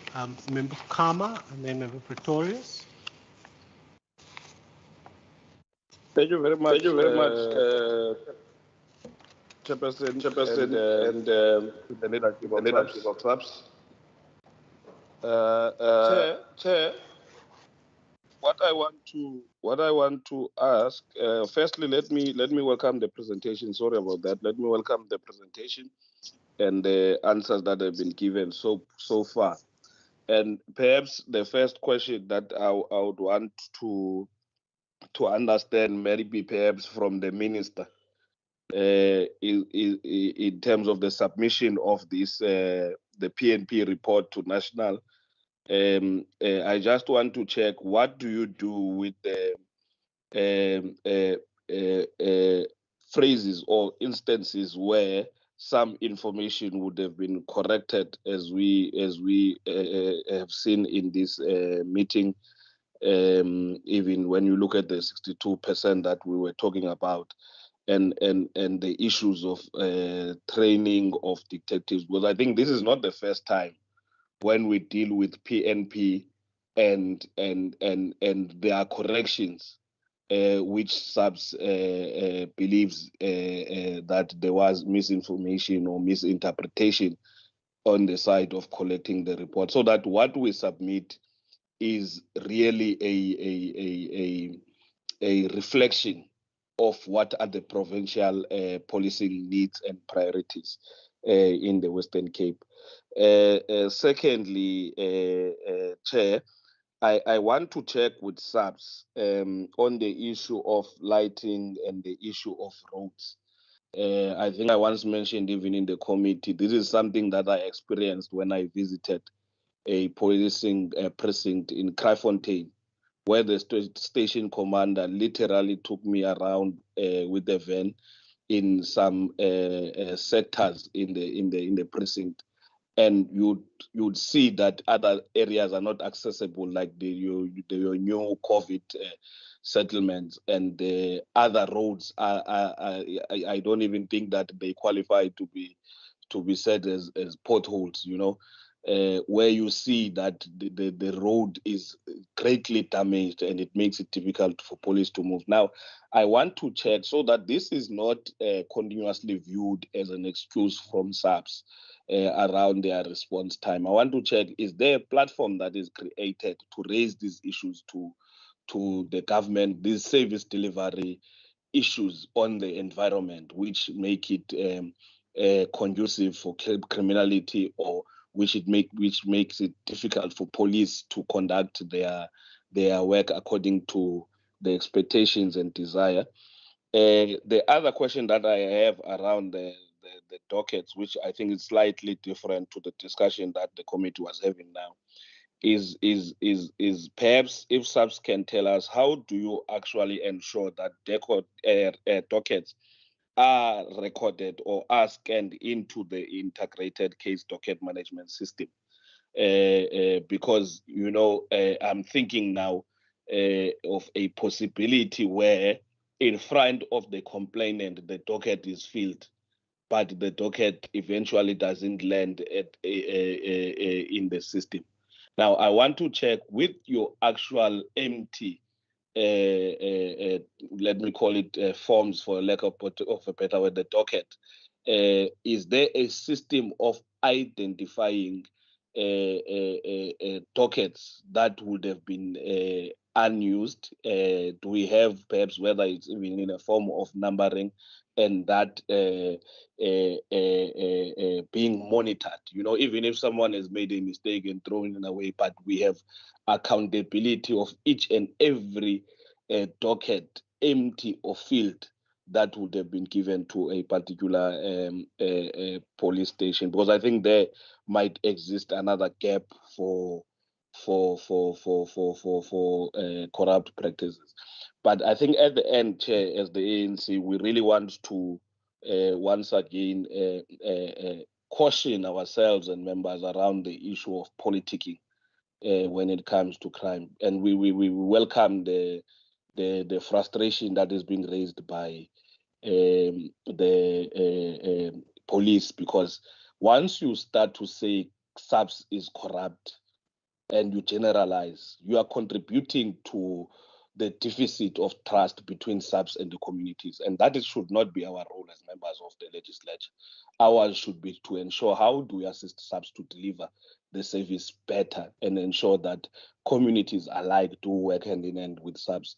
And I thought that, Chair, really that you were going to intervene at that stage, because the desperation to even quote Zondo Commission reports and even ask provincial leadership of SAPS about implementation of the Zondo report can be nothing else but politicking and want to paint a certain picture, and that is being irresponsible. We thought we should raise that as the ANC. Thank you, Chair.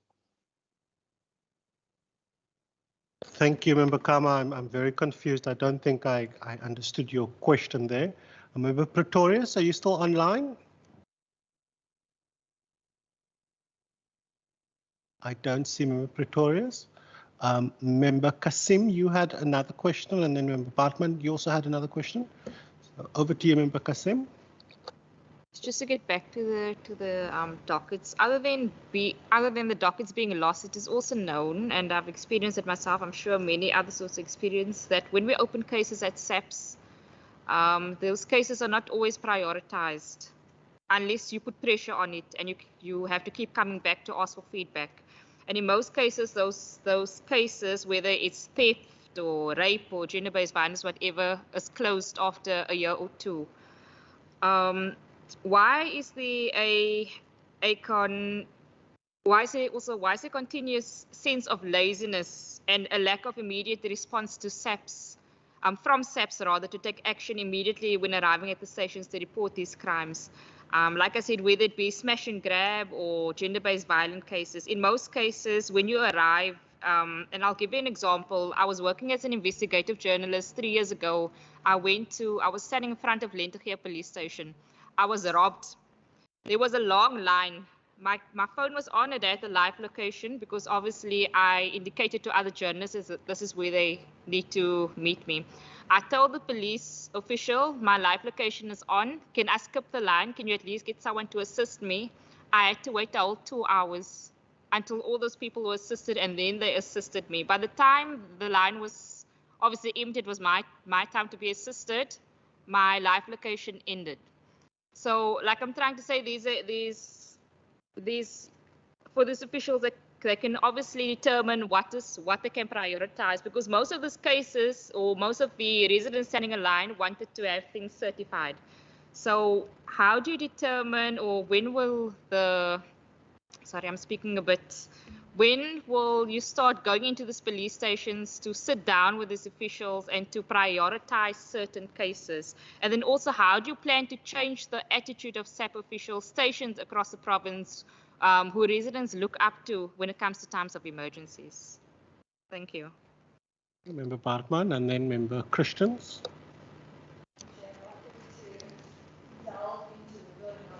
We can reference government documents and judgments of the court in this House, or whether that relates to parliamentary privilege.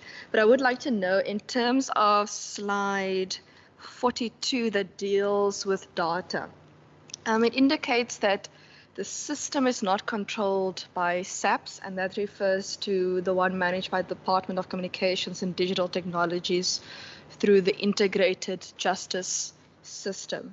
Now, it has been indicated that there is some information that is inaccurate or claimed to be inaccurate.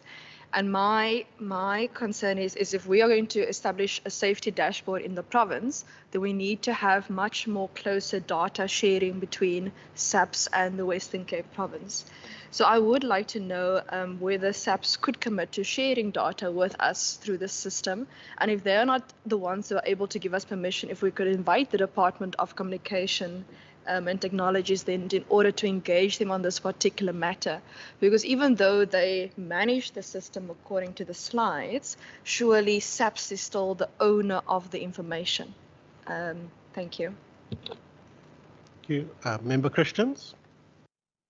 Thank you, Chair. And I also want to welcome the presentation. Just a question, Chair, I don't know if you remember the last meeting we had with the previous Major General Veery, when we had, a discussion on the court watching briefs. Now, the province, the docs has court watching briefs and also the city. And when we went through the cases and dockets, there was a substantial improvement. And it was then explained to us as a committee, where the faults are and where it's rectified. Just a question, I'm sure that the court watching briefs from the city and also the province plays a major role.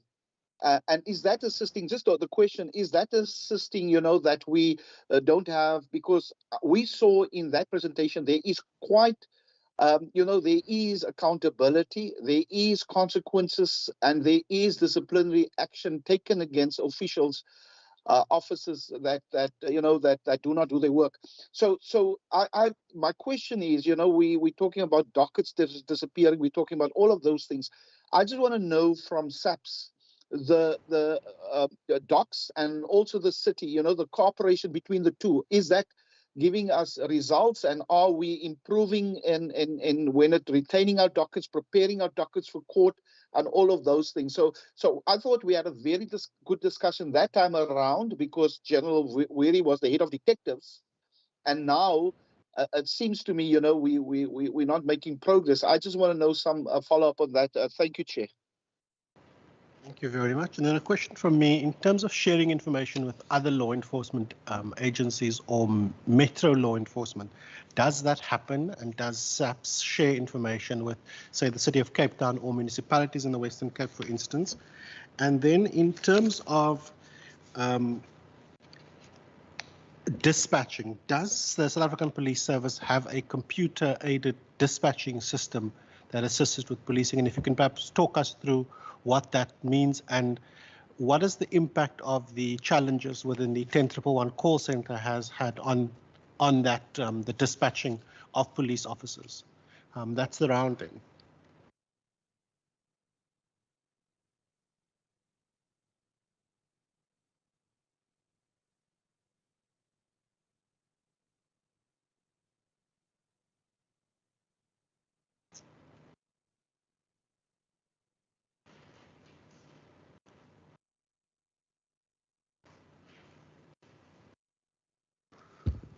Thank you, Chairperson, for the questions that were asked,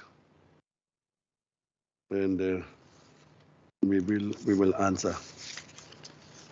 I don't know whether the MSC want to answer or you want to speak later on. I think.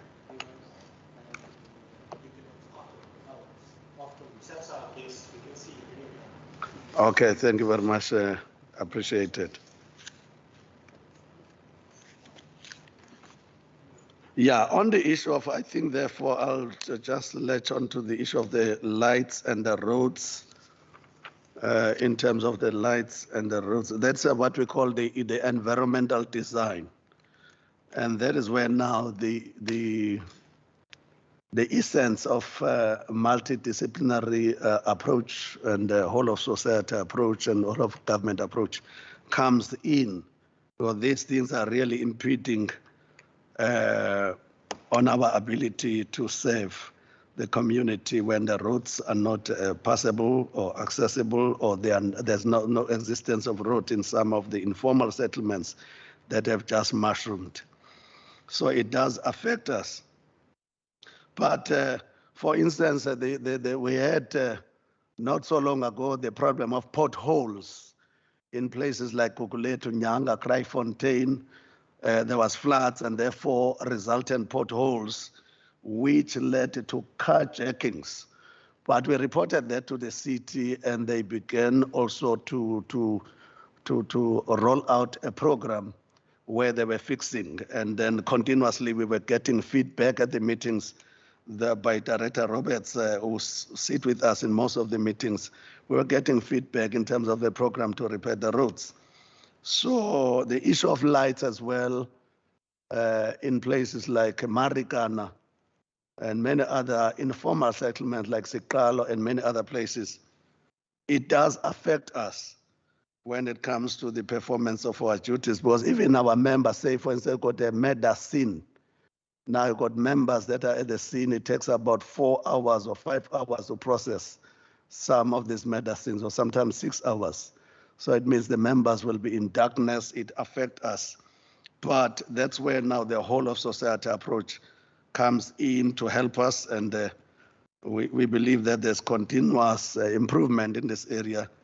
And Safer City also has been placed now under the city in terms of driving it. We've got work streams, and some of these things are receiving attention at that level.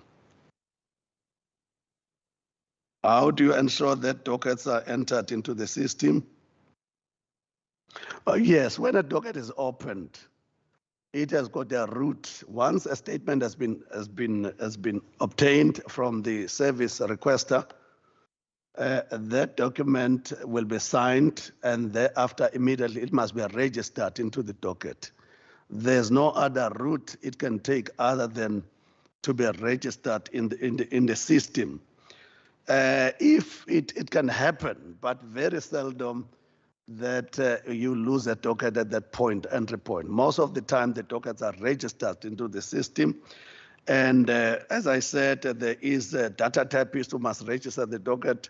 There is a shift commander who must make sure the elements of crime are correct, the charges are correct, and a correct docket is open. For instance, if it is theft, it is theft. If it is hijacking, it should be hijacking, to narrow the margin of error. From there, the branch commander is able to look in the system and see there's a docket that has been opened. It must be signed. There's what we call a crime office that also come and sign for the dockets, which must receive immediate attention before they are even booked out to the dedicated detectives that will investigate those dockets. So there is a system in place, dockets to ensure that dockets are entered on the system, and they are numbered. Each docket gets a serial number, we call a CAS number. It will be Nyanga CAS number 1, Nyanga CAS number 2, Kraaifontein CAS number 34, sequentially up to the end of the month. And when the month is closed, then it is closed. So they are entered on the systems. They are monitored by branch commanders. But at the end of the day, there's accountability for those dockets. Even if they go to court, they come back. The inspections that are taking place by the branch commander, the district commissioners, they've got teams that, and the provincial office and the inspectorate got teams that take the dockets out. Even the auditors, they come and request specific dockets, and they come and check if these dockets are not there. If the dockets are not accounted for, then an investigation will take place and consequential management will follow. Thank you very much, President Kabile. You can add on this one. Thank you, Chair. Chair, I just want to follow up to what General Magnus just said with regard to the dockets. Each and every docket that is reported to the SAPS, we treat it as it is important, be it an assault common, be it assault GPH, all those dockets are important to the SAPS. And then what we look into the elements of crime.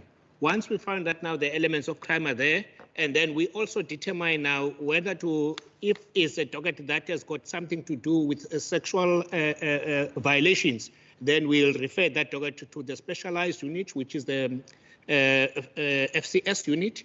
And then if it's that matter, we find it's more of gang-related matter, we'll refer that docket immediately to the gang unit to investigate it, or to the serious and violent crimes to investigate that. In our CSCs, which is the community service centers, we've got also officers that are screening those dockets immediately after they are reported. As the General has already alluded to that, each and every docket, once it's registered, it gets a reference number or a serial number. And then we also have registers in place. If now the matter has to be reported during the times of load shedding, where our systems will find that is down, then it will be recorded. Once the systems are back, the docket will be entered into the crime administration system, and the complainant will receive a message that will be sent to his or her cell phone, or wherever the cell phone number that he or she provided when at the time when he or she was registering that, to say that the matter you registered with the police, it has been registered, this is the case number. Whenever the complainant reaches out or do inquiries, he has to quote that specific case number. And even tells you when the detectives have taken over that investigation, they will tell you that Sergeant so-and-so is the investigating officer in your matter. And we also do have systems in place to look for dormant dockets. That is, the docket has been registered and we don't see movements on this. We are able, as the police management, to monitor this docket, or this case was registered on that specific day, but we don't see movement on this docket. And then we do follow-ups as to what is happening with that docket. General, I would also like to cover the issue of the washing briefs, if I may. Thank you, sir. When it comes to washing briefs, that is also that's one thing that we're also assisting us as well as the SAPS. As you can see from the watching briefs, there is a lot of misconducts. When we pick up that our officials, they committed misconduct, we deal with them accordingly. We even provide the DR numbers if now we find out that the docket was not at court due to this individual or investigating officer's failure. We discipline that particular matter, that particular member, and the docket we put it on the court roll. On the watching briefs, we even provided the DR numbers. That is one thing that is still continuing, and it is also assisting us as well as SAPS. Thank you, Chair. Thank you very much, Brigadier Mkhabile.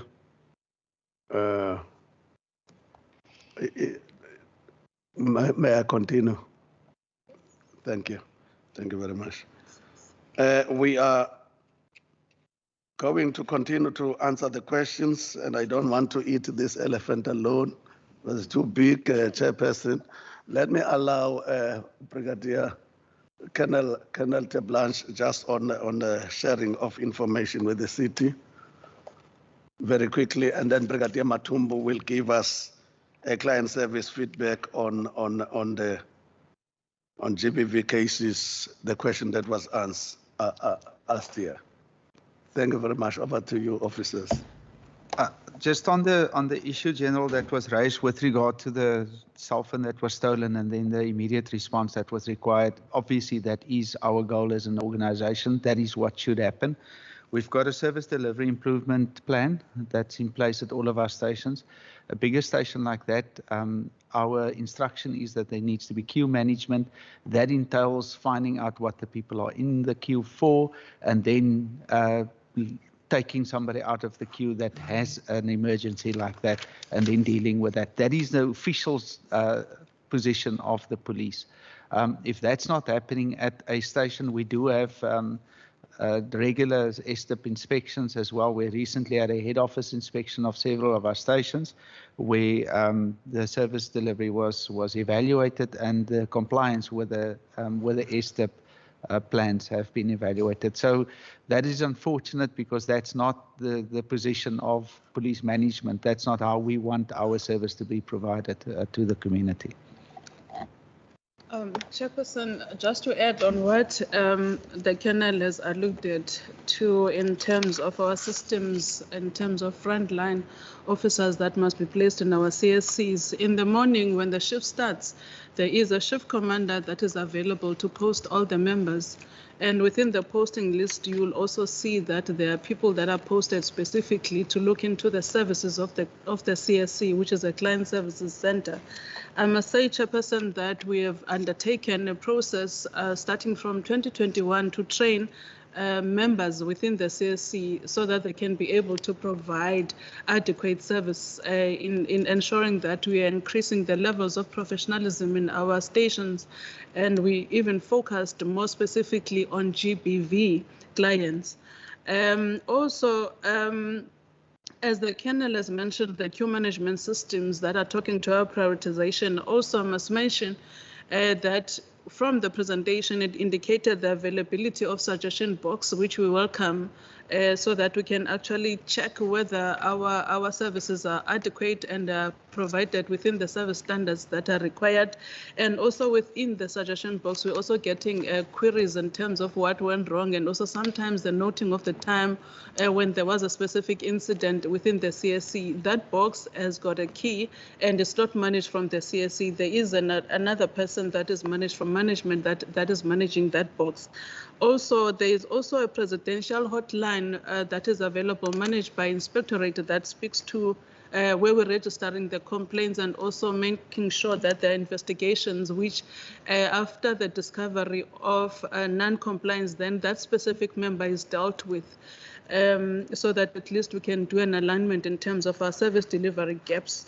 Also, to answer the question, I think I've answered the question partly around what are we doing in terms of the attitudes of our members at the police station. The answer is within our training that we're focusing on, including on the job coaching that we also provide, because should there be a couple of complaints that are coming from a specific shift or a specific member, that member is actually the one that will be provided the on-the-job coaching. And as I mentioned, that when it comes to the CSC, we prioritize the training in terms of clients coming in, especially on GBV issues. And also there are regular station lectures that are being conducted by the station also that will also indicate what are the shortcomings within our services that we render.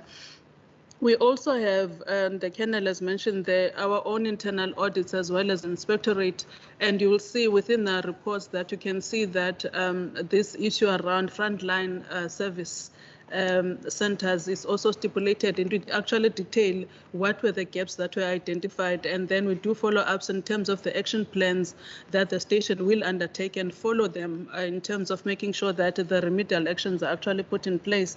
Also, we've also encouraged the members of the public, especially our CPFs, that we've provided them with the details of all station management across the province, from all 6 districts and across all 151 police stations, where you get the numbers who to call in terms of when there is something that is going wrong in our CSCs. We are not saying that our members are perfect, but all that we're encouraging is reporting of those members. And also within our CPFs meeting, also we do address the issues around service delivery gaps, which speaks to the complaints that have been received, and also what are the types of complaints that were received and how were those complaints resolved. Chairperson, thank you. Just another, the chairperson asked a question with regard to the 10111 centers. So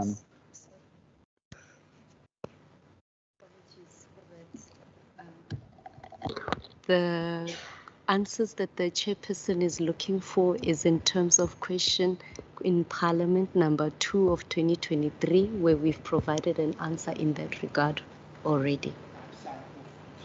Yes. So in an effort not to contradict ourselves, we would thank you, Chairperson. Yeah, thank you very much. The Brigadier has answered, but we do agree that we also working on our commanders at the CSC Community Service Center to prioritize. Is a mindset change, is a service client service orientation so that they can be able to assist people according and prioritize them. So it's something that we are working on. We also try, maybe the public also can assist us. There are places that have got long queues. Some of the people on the queue are educated. They can be able to complete an affidavit just to say, I lost an ID.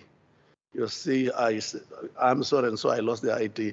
If I get into any police station, or let me say if I get to a bank, there was a time that you could complete something for yourself and then you go forward to present it. Then they serve you. So some of our committee members that are educated, they can also assist us to be able to complete. But it's something that we need to work on because as we try to give people the forms, they don't understand it. They say, what will the police do? But it's meant to deal with that queue management. But also at the same time, we are appointing queue managers to improve the service, something that we're implementing, we enforce it. We will make a breakthrough to get where we should be, because this is a priority, as the Brigadier has explained. I think we have answered the question. Maybe with the permission of the chairperson, we can bring it back to the chairperson. We have answered most of the questions. Thank you, sir. Mr. Allen? Chairperson, thank you so much. Colleagues, I'm so aware that there is a number of matters that is raised. There's a number of matters that is raised, Chairperson, even within the policing needs and priorities. What we have tried to achieve from our side, for example, and if I can just make this one clear example, if we confirm on page 19 of the relevant presentation, that is directly linked to page 48 of the actual policing needs and priorities, which is a big document. In 19, there's reference made to the 62.9% dockets that is lost and the 14.3% dockets that is lost in court.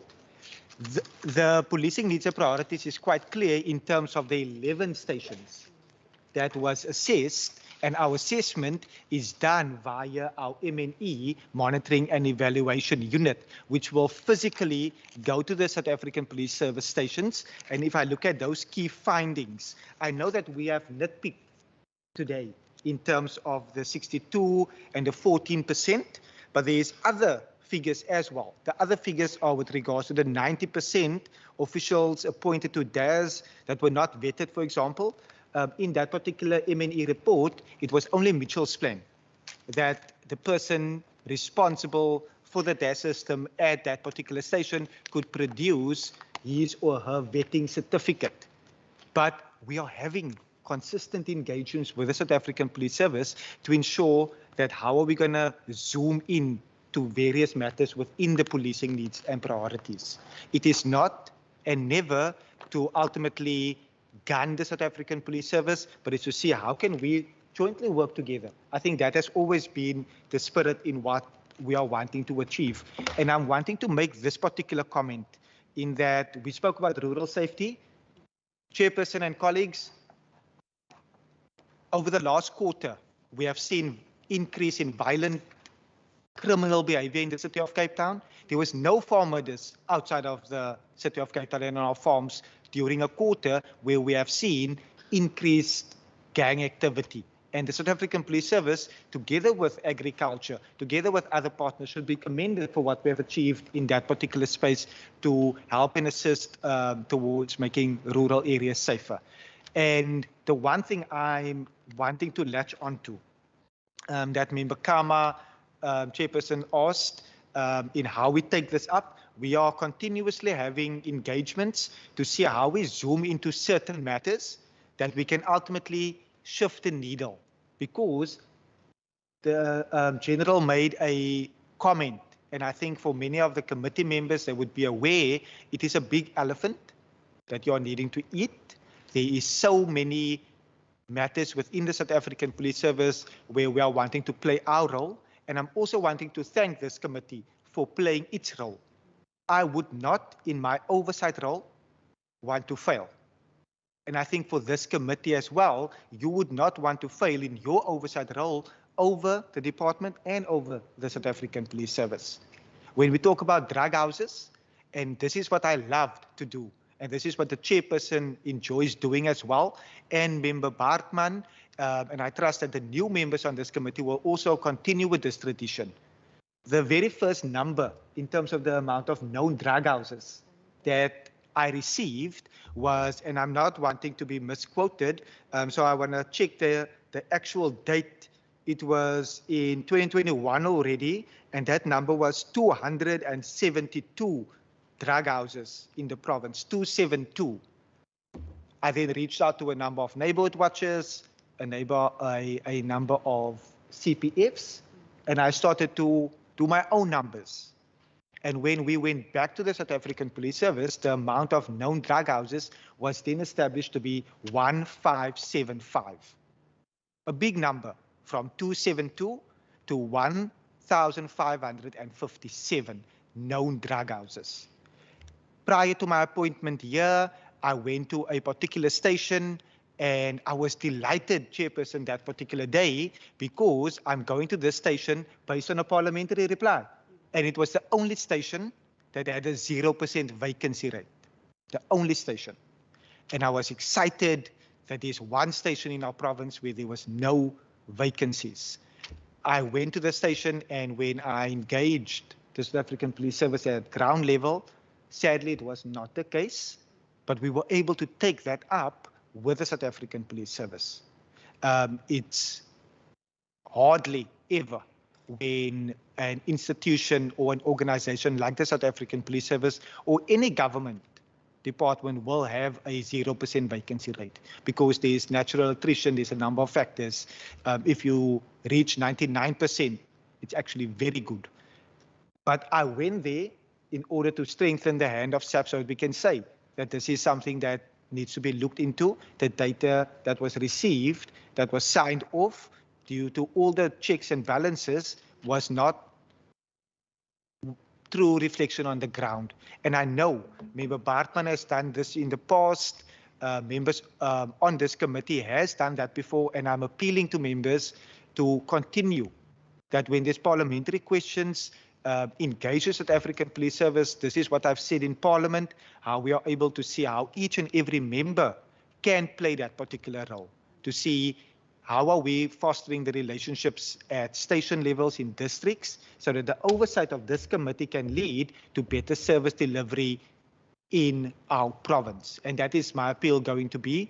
That's what my appeal will continuously be, to see how we can strengthen the hand of the South African Police Service by our oversight, leading to better service delivery. And this is where we zoom into a number of the matters, so I can understand it's not the 6 out of 10 dockets that go missing. It's not 60%. It's those 10 stations, and that is via an MNE report of actual when you visit the SAP station.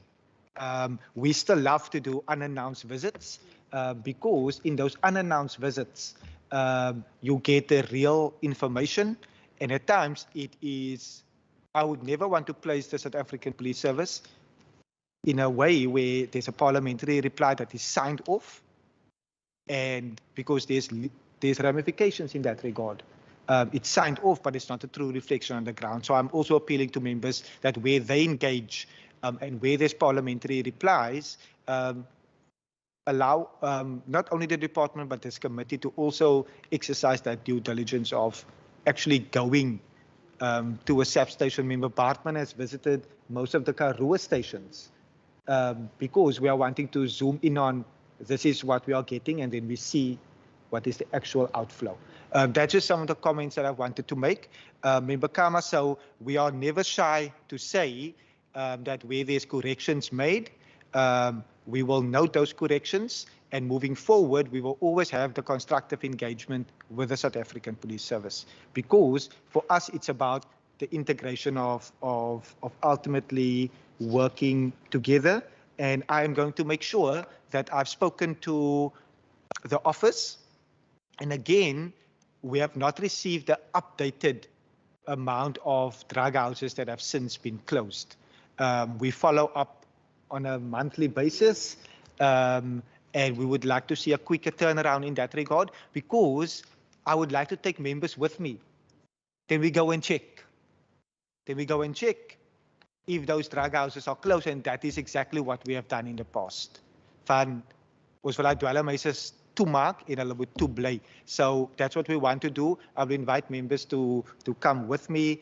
Daar gaan check ons because it's a real thing what we are wanting to do. The last point that member with regards to yes, no, I've covered the corrections and what we do in that regard. So Chairperson, thank you so much, and we will continue engaging, sir.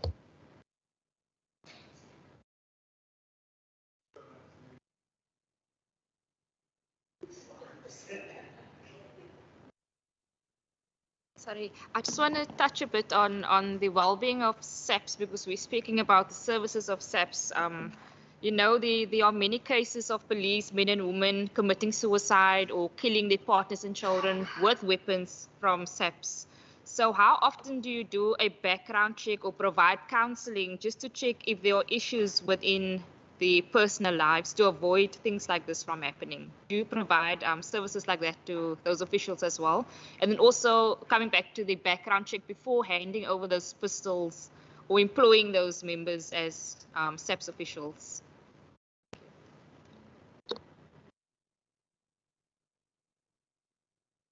Thank you very much.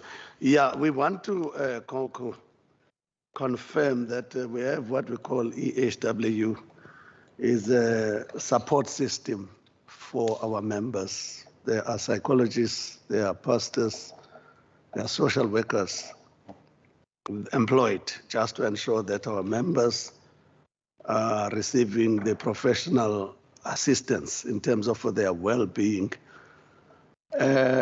We normally encourage them to take advantage of this available assistance for them.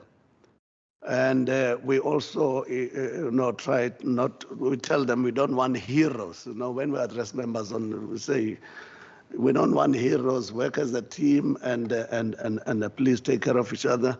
But if something happens, there's assistance for you. And so if anything happened, we make sure our members are debriefed. Not only the member who is affected by a situation, but say now a member is shot now, it will affect the whole team in that space. And therefore those members must be debriefed, they must receive professional assistance, and also their families, because there's direct and indirect impact of what happened to them. It is so that you still get this here and there. You will still get members who don't want to be debriefed.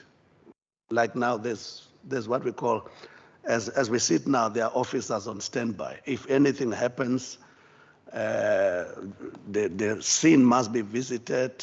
They check what is happening, include pastors, social workers, just to see what is happening there. But some members may also want to refuse to be debriefed. We also probe and say, why are you refusing?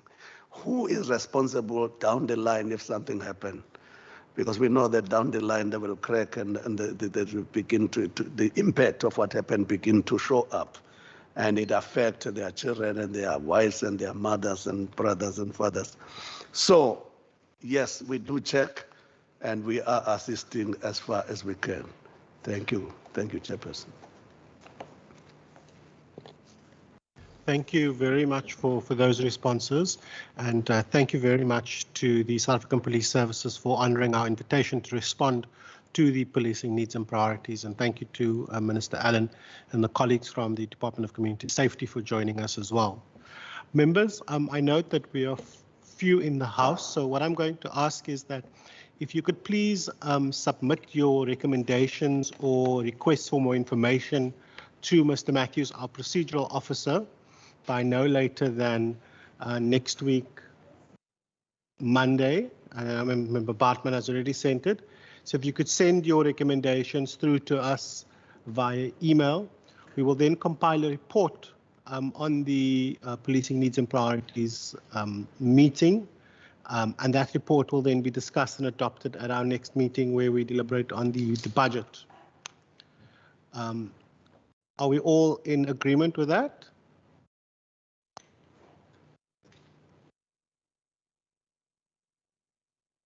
Thank you very much. Member Kama, your hand is up, but I see that you have indicated the thumbs up as well. Yes, Chair. No, I had some other questions, but it's fine, Chair. I'll put them as a request for more information. I think that's in order. Thank you, Chair. Perfect. Thank you very much. So members, with that, there are some refreshments in the members lounge. So I ask that the MEC and the colleagues from SAPS please join us for something to eat or something to drink in the members lounge. The meeting is thus adjourned, and I wish you all a very productive Tuesday. Thank you, Chair. Thank you, Chair. Thank you. Bye.